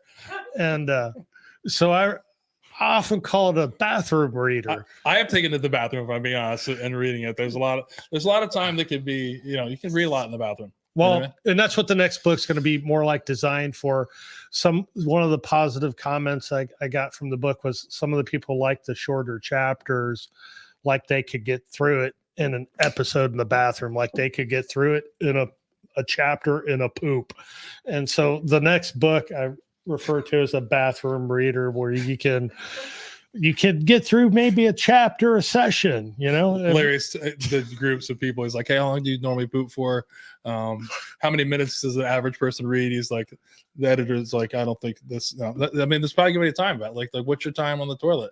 Hey, I mean, some people are quick, some people aren't. well, the chapters of various lengths. But I did read some of it in the bathroom. I mean, I do a lot of reading in the bathroom because I have new things. I try to take my phone to the bathroom. I try not to take the phone to the bathroom. That's only for the clock, not to read the. You know what I mean? I try to get off the phone in the bathroom for a lot of reasons, but that's just it's. That's why I do a lot of my saw work. I feel like a lot of it's quiet. Nobody's a lot of bugging people you. are doing that, but nobody's quiet. bugging It's you quiet. in the bathroom. No, no, it's always crazy. But yeah, like I said, I had to throw a plug for the book. Great book. If you're a Saw alumni and you haven't had it, shame on you. Get it. It's a quick read and it's something you go back to. But it's just so crazy how it works. Is like the thing you were talking about. I was like, holy cow! I think the page I had was exactly what Larry's talking about. Nice. Which is crazy. So, how many years have you been working for Saw now? Interesting. 5 years now. I think 20. What time? She's 5 giving years. 5. So this is the second longest job I've ever had in my life, other than the police department. How does that feel? I had a question that said, maybe I know the answer to this already, but I said, what was your? We'll start with the second part of the question. What is your least favorite job that you've had? That I've ever had? Yeah, that you've ever had. Not. It had to be waterbed salesman. I did not last an entire shift. I tried 2 different places too. And I got canned like the first day.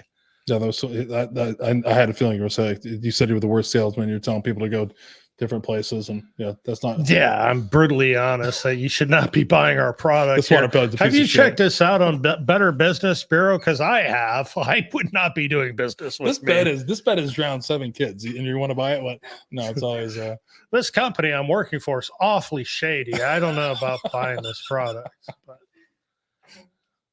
turn around, my boss. It wasn't waterbed sales, but I literally had a job where I only lasted a shift too. Less than a shift. Yeah. So my dad got me a job at the mall as a shuttle driver at the mall. Okay. So you would pick up, you know how in the Christmas holidays, like they make the employees park and the further away lots so the shoppers could be closer. Right. So somehow I get the job. I'm driving a van. I'm just picking up, workers that have to be dropped off at, they're going to work at Abercrombie. I don't know, just picking them up. And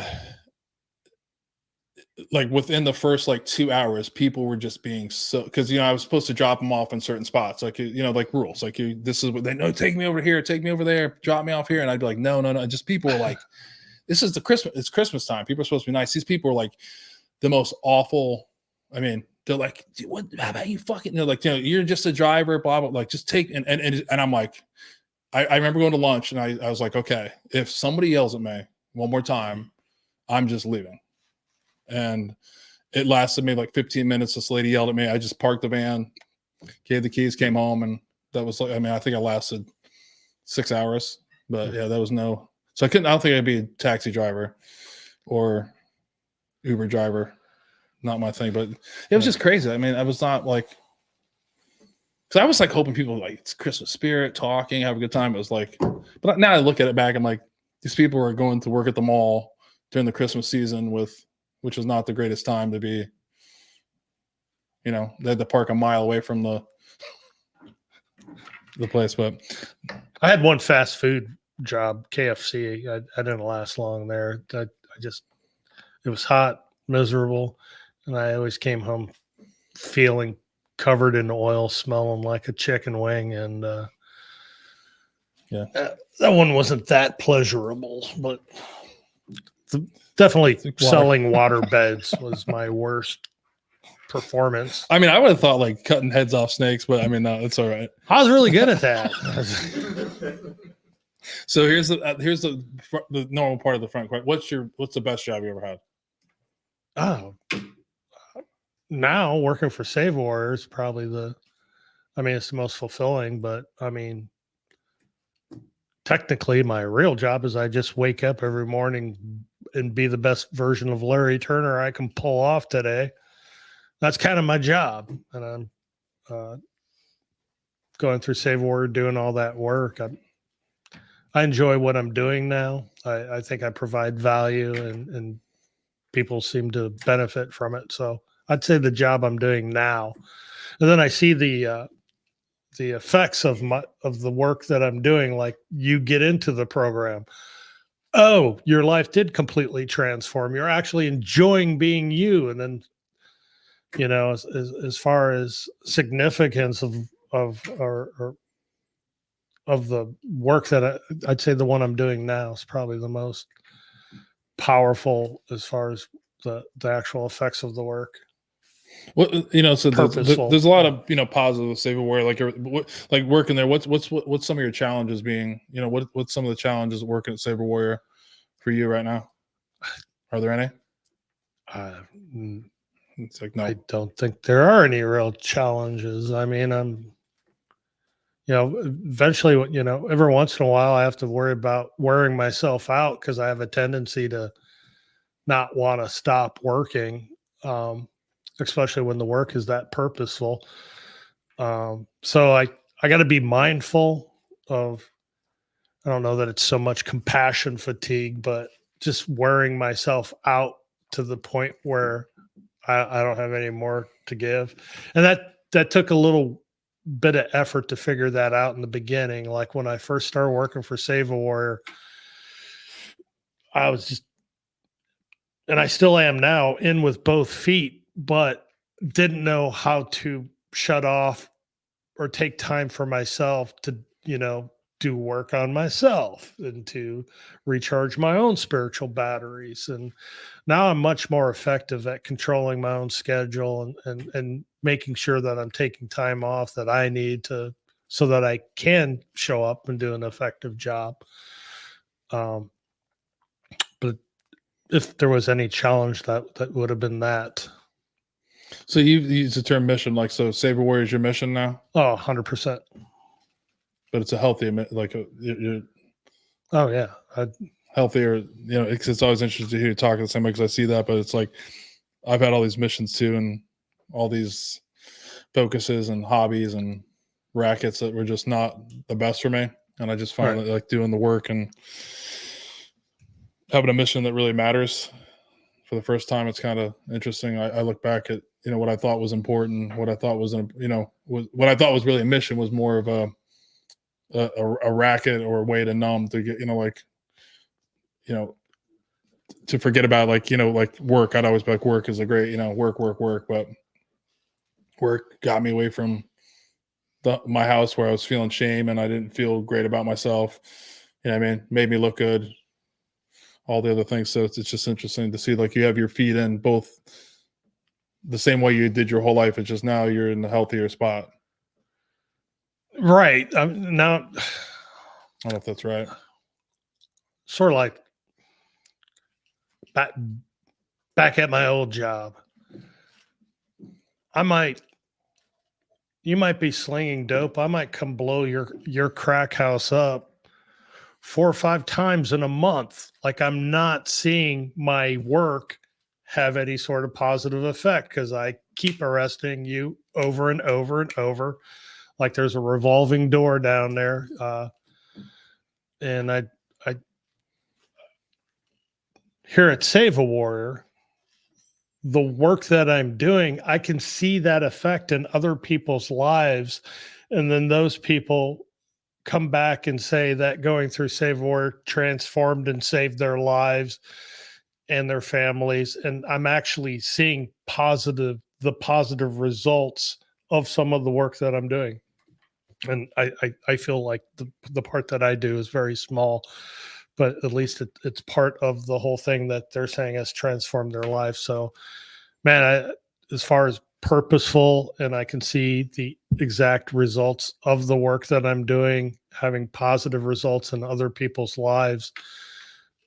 I don't do it for the money, man. I don't do it for significance. I do it because I can see the value of the work that everybody's doing at Save a Warrior have such results that it's actually saving the lives of veterans and first responders. And I think I'm perfectly equipped to do that job. So I got a question about this. Is interesting to pick your brain about this. So, I'm 10 months out from Save a Warrior. Like I've had a bad couple weeks, and like for example, last night I like completely digressed from like how I was, I went backwards. The drift was on, like yesterday I was on a call with one of the guys here, and the old me like came back really fast, right? And we have a term like catch. I knew it, I knew right away. I caught myself, but like with you, as far as you're out, I'm constantly doing work. I consider myself like a newbie coming out of 10 months. I'm still hardcore into the work. I have a lot of like non-negotiables that I deal with in my life because I'm still in the recovery phase on some of that stuff, transforming, what I mean? What do you do this, you've been out 5 years, you're a shepherd, you're working for Save a Warrior. What are some of the things that you do every day for your own work? You said it's important for for work for Larry. Like, what are some of the things that you're doing to stay on track to keep the, I don't want to use we'll use the terms to fight the drift and to stay focused on you. What are some of the things you still do? Well, develop a daily morning routine. That's probably one of the most powerful things. When I come out of Save a Warrior, I always try to tell people Save a Warrior is not 100% going to fix you. What we do is wake you up, put you on a path. Now reclaim your life. Anything worth having in this world requires effort to achieve, including one's own life. So I got to put some work in if I want to enjoy my life. And again, like I said, I was looking at Adam Carr. I follow the other warriors on this path before me as long as they have what I want. And the shepherds that led my cohort, they obviously had what I wanted. They had peace. They had joy. It seemed like they had, they were very spiritual. And I thought my spirit's dead. And so I asked them, what are some of the things that I could do? Find 2 things you don't want to do every day and do those 2 things. That was like the first thing that I was given to do.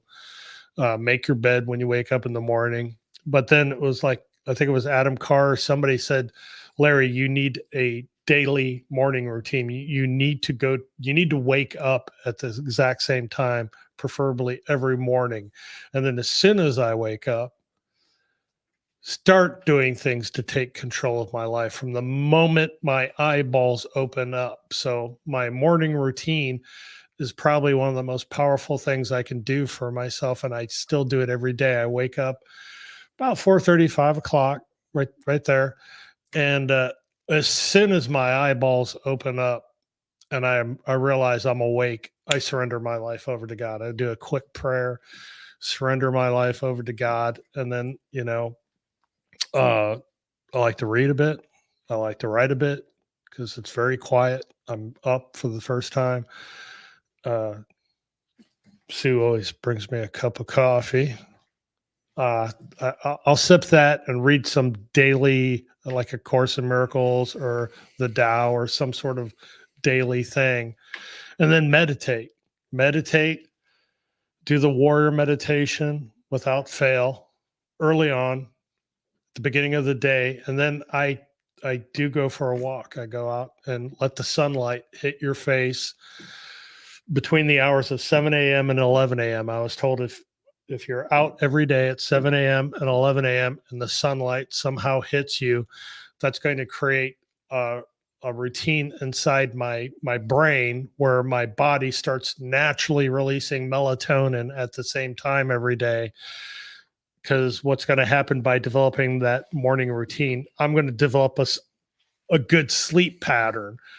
And if I can develop a good sleep pattern, most of the depression is going to vaporize in my life, just having that. But I think claiming my life, first thing each morning, having a solid morning routine early before I check my phone, before I go to work. And I take control of my life first thing. And then, I do some reading every day. Again, find 2 things I don't want to do those 2 things. and just stay connected. I go to a lot of meetings. I'll go to a few meetings each week, maybe AA, ACOA. There's all kinds of meetings I go to, just an alumni fellowship where people are being authentic. They're practicing being vulnerable and authentic with one another. Usually the rooms that end in anonymous is where you're going to find that sort of, and I do that quite a bit every day. Yeah, I have my morning routine. The one I haven't committed to was warrior meditation in the morning. So that's when I always find myself fucking off, because when I come home, well, I had a story that it felt better if I did it in the afternoon. Yeah. Like it. That just gave me an opportunity to fuck it off, which you're not the only person that said I should do that in the morning. I've been resisting that one, but I have my morning routines. I locked into, since I've been out, I don't know how many days it is, but I took a cold shower. Take a 5-minute cold shower. It was supposed to be 2.5, but I thought the other guys were doing 5, so I wanted to do 5. But so I'm locked into 5-minute cold shower. I read the Daily Stoic. Yeah, I got that one. And then A Course in Miracles, and then I try to read at least 10 pages of books. You know, see one thing he said, Shay, like the other day or earlier, I caught myself going back to my old ways. Yeah. And then I caught myself. So there's two parts of me. There's the part of me that's out here on the front side of my eyeballs. That's where I'm going to dominate to avoid being dominated in the world out here. And there's another part of me that's in here that's watching all the stuff out here and wrapping meaning around it all. Yeah, no, 100%. Yeah. So there's two parts of me. The part out here, this is like the egoic world. And then there's the true self, the me that's in here, that's paying attention to everything and wrapping meaning around stuff. And only when I meditate, if I meditate every day, I can catch myself when I'm out here trying to rule the world and manipulate my way through. The inside me can catch the outside me doing that only when I'm meditating. Yeah. Yeah. Meditation is one thing I definitely need to. We might have to have a conversation. I'll make a declaration off. Or I can just do it on camera. What? Let me think about how I want to word that, because All right. Before I make my declaration, I'm gonna do something. But we talk about those morning routines, and maybe some of the people listening saw, maybe people aren't. But this is interesting. Like, you've been doing this for a while. Like the past month for me, like I do all those things, right? I'm doing all these things. We're doing, like, with our group of guys we travel with. We really went to daily trackers where we track each other. We track ourselves. The funny thing is, I haven't looked at any of the other guys, which is hysterical. The old me would have been like, what is, what's Jake doing? What's Joe doing? What are they doing? Like, I never click on what anybody else is doing because I'm worried about myself. What I found, though, I've been struggling lately is like all these like small things I'm doing, like, this morning routines, like reading, Course in Miracles, and, reading, reading books that are, that are good for you, like taking a shower, cold shower, meditating. I sometimes feel like they're not, I don't know if this is a point in recovery or transformation where I'm just like, it's not enough, right? Does that make sense? Like, they're too small what I'm doing. You know what I mean? But and I've been fighting with that the past month to get back on and being like, okay, change it's it pretty up powerful to say that I've taken, to some people's not. For me, it's like I am my word, right? I said I was going to take a 5-minute cold shower every day, no matter what. I've done that, you know what I mean? So I struggle with that. I always try to, with my stuff, I'm more worried about.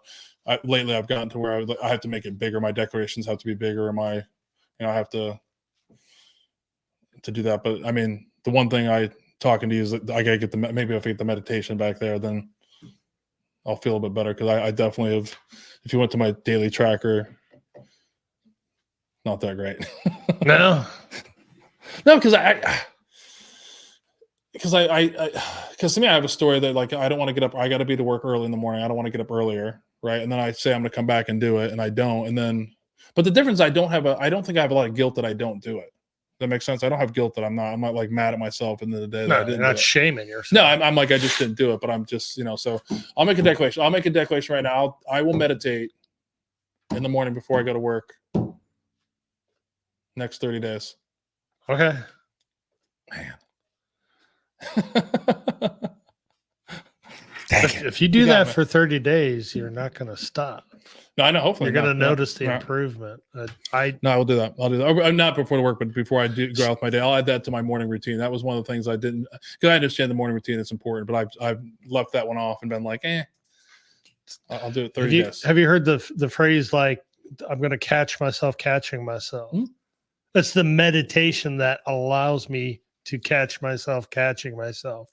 If I don't meditate, I'm not going to catch myself catching myself. Like, it's up to me to notice I'm not experiencing joy or peace. It's up to me to notice that. I mean, you all might notice that I'm being an asshole or something, but I have to notice that I'm not experiencing joy and peace for me to make any sort of change to change that. It's the meditation that gives me the ability to catch myself catching myself when I catch myself.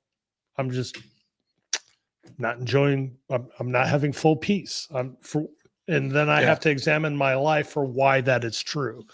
I have to take responsibility for my life. And if I'm not enjoying peace, if I'm not enjoying any sort of joy, I have to make some sort of change, but I have to catch myself. Basically, I have to call myself on my own shit in order to make a change. And it's the meditation that allows me to catch myself catching myself. At least that's been my experience. Yeah. I mean, for me, the meditation work for me is like, I like that. For me, for me in the morning though, I don't have those like stressors. You know what I mean? Like I when I wake up, I'm generally in a good mood. You know what I mean? I'm not stressed. And so like, I found like with meditation, when I was doing it, or when I do it, I still do it, but not every day.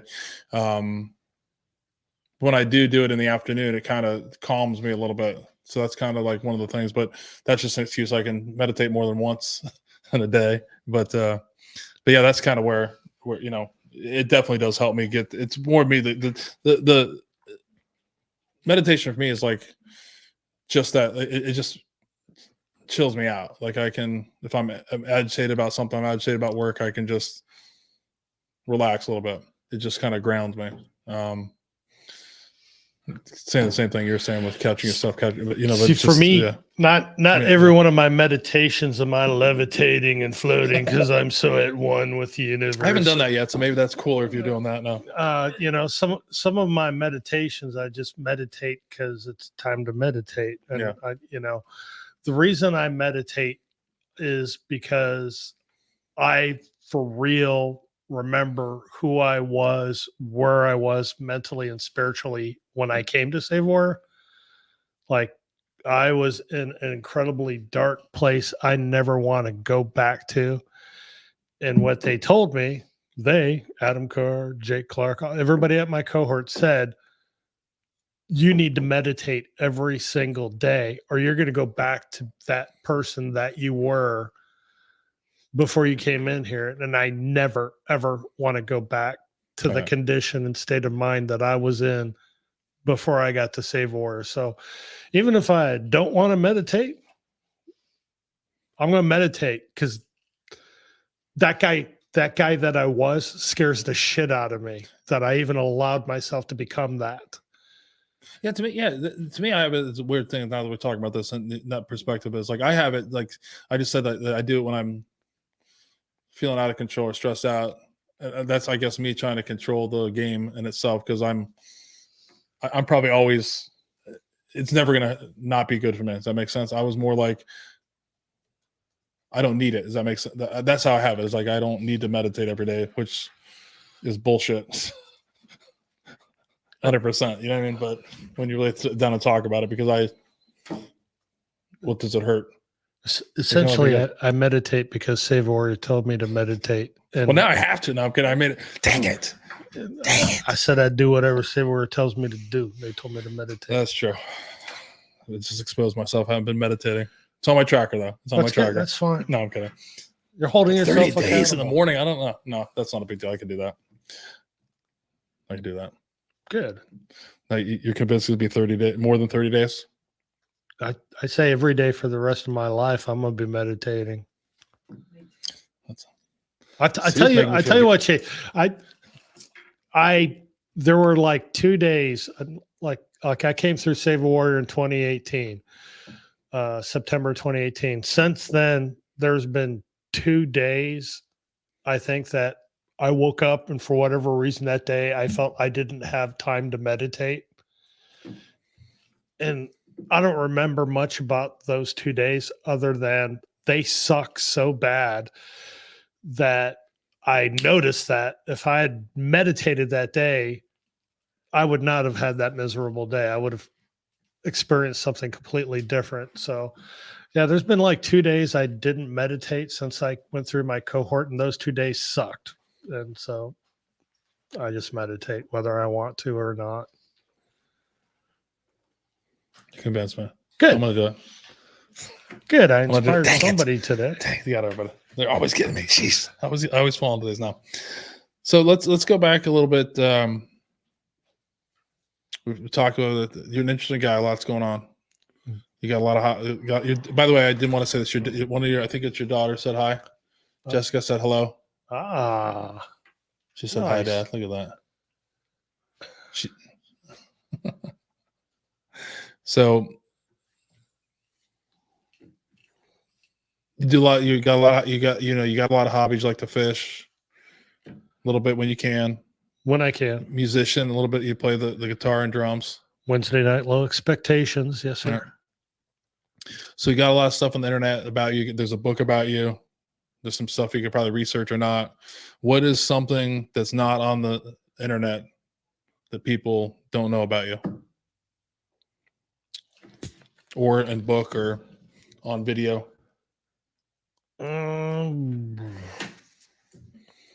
What do you ask me to give up non-shareable problems here? No, it could be a hobby, something. I don't think I've given up all my non-shareable problems. Something about me that people don't know. I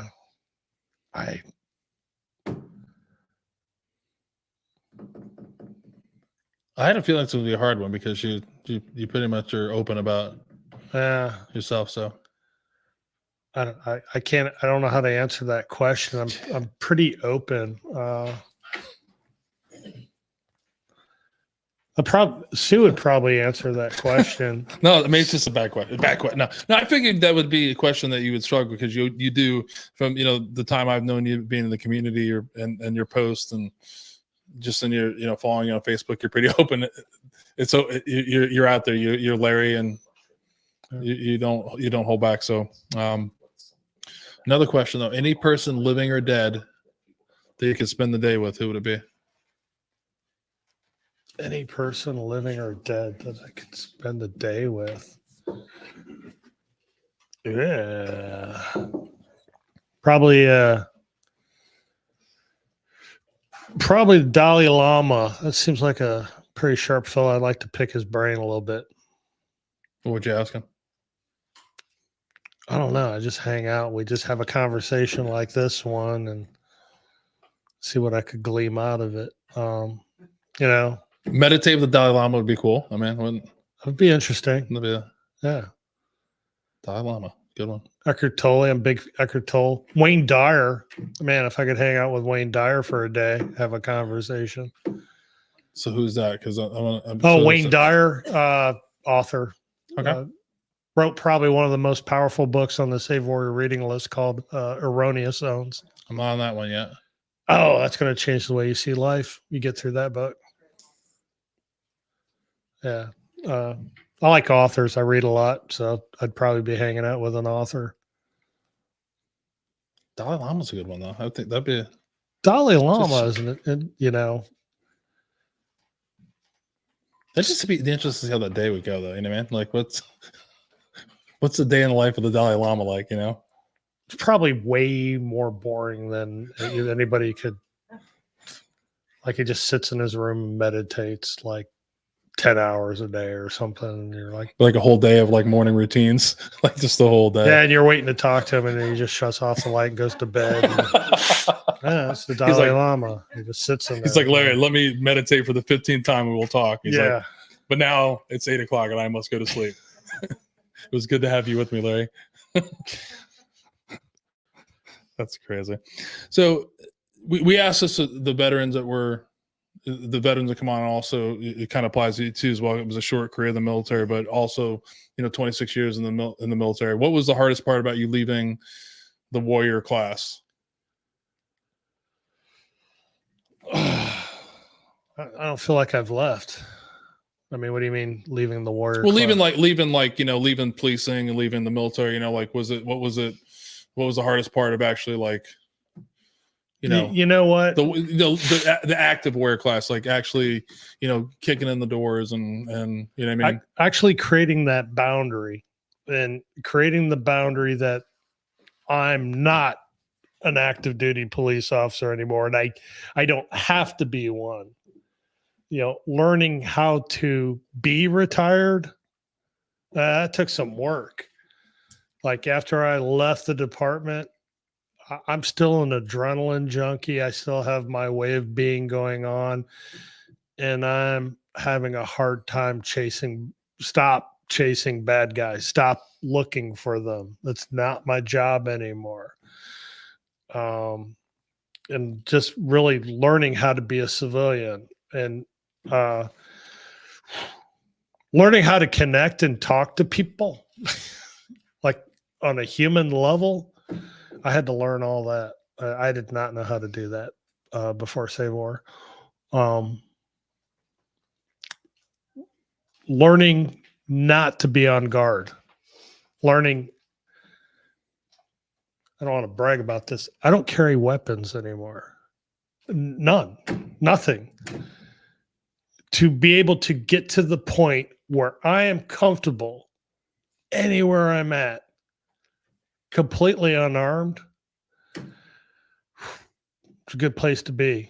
It's a good place to be able to be and have peace about it.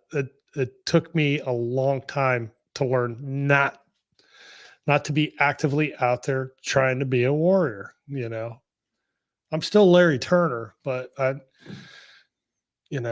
not carrying a weapon around, not looking for bad guys, learning not to do that and to just focus on different parts of life. It took me a long way to learn how to take off the armor, put down the weapons, and just be a human being.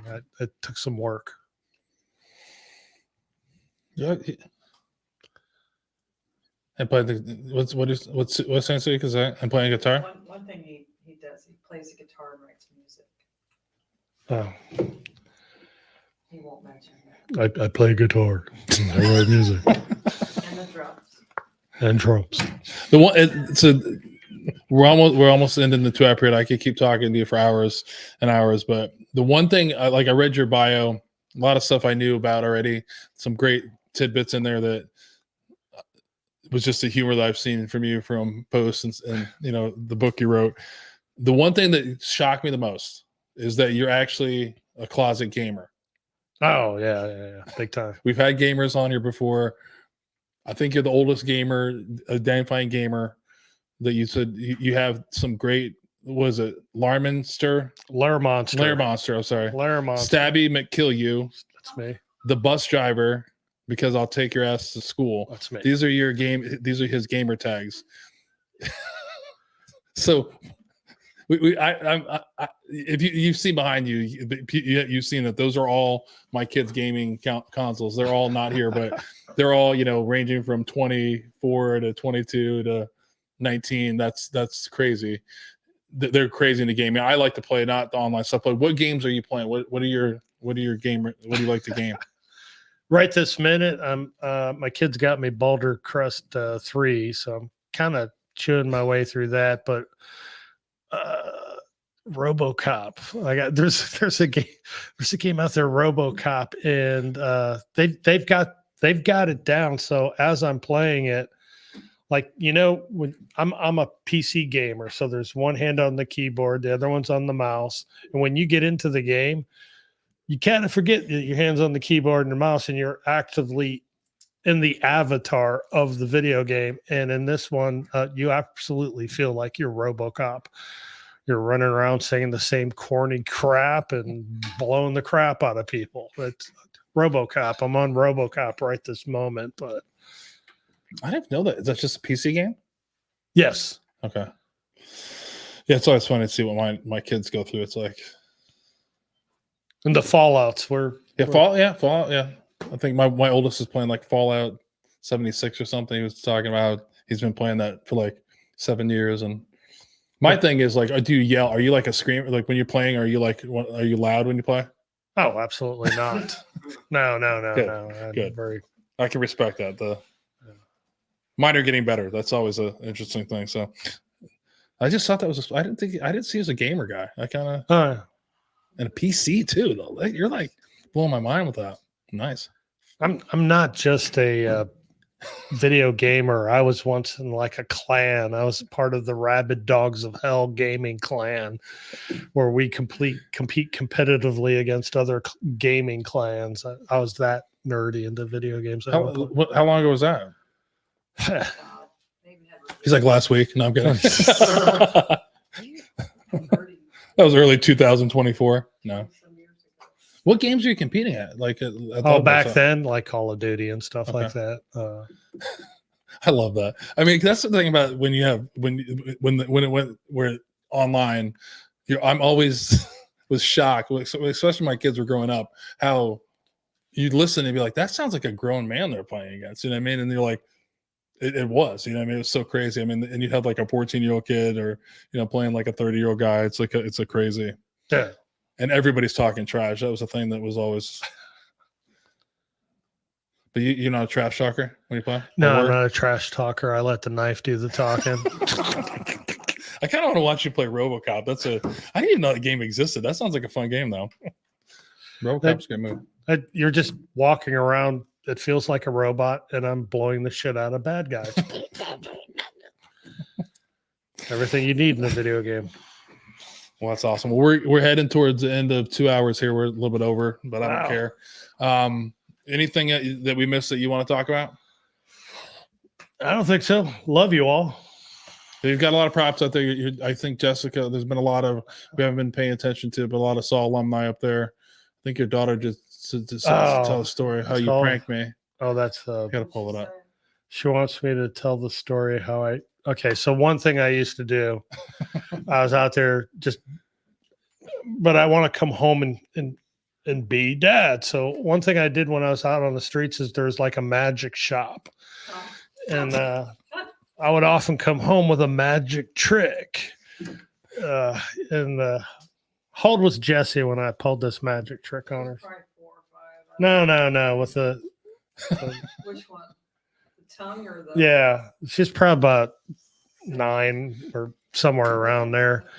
And I come home from work and she's there. And I said, "Oh, Jessica, could you go to the kitchen drawer and bring me a ordinary steak knife?" And she got me a steak knife and brought it to me. And I want to be the magician. I'm like, "Is that an ordinary steak knife?" She's like, "Dad," already rolling her eyes at me. I've already got that going on with her where she's rolling her eyes at me the whole time. I'm like, "May I see the steak knife?" And she hands me the steak knife.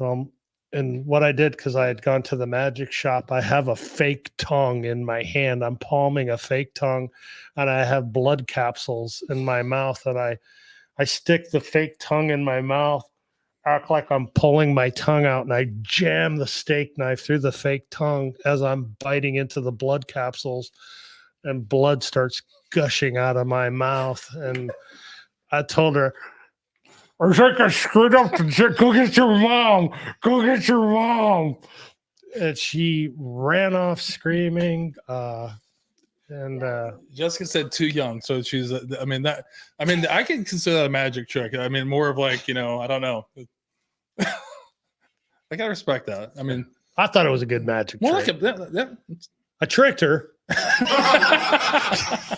That is true. You did. You might have scarred her a little bit. That's like she'll never touch an ordinary steak knife ever again. She'll never forget the magic trick. I thought it was gonna be something about cards or like making the coin disappear, but that's what I get for thinking. So I want to thank you from the bottom of my heart, Larry, for coming on.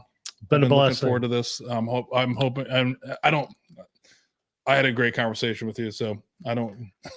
that's all that matters in this aspect to me. So but I definitely know that a lot of people, you're open and sharing here, and continue to share your story is going to have huge impacts on people. I hope someone's listening and listen to 10 minutes of what you said, it'll be impactful. So I just want to thank you for coming on, and it's an honor to have you here.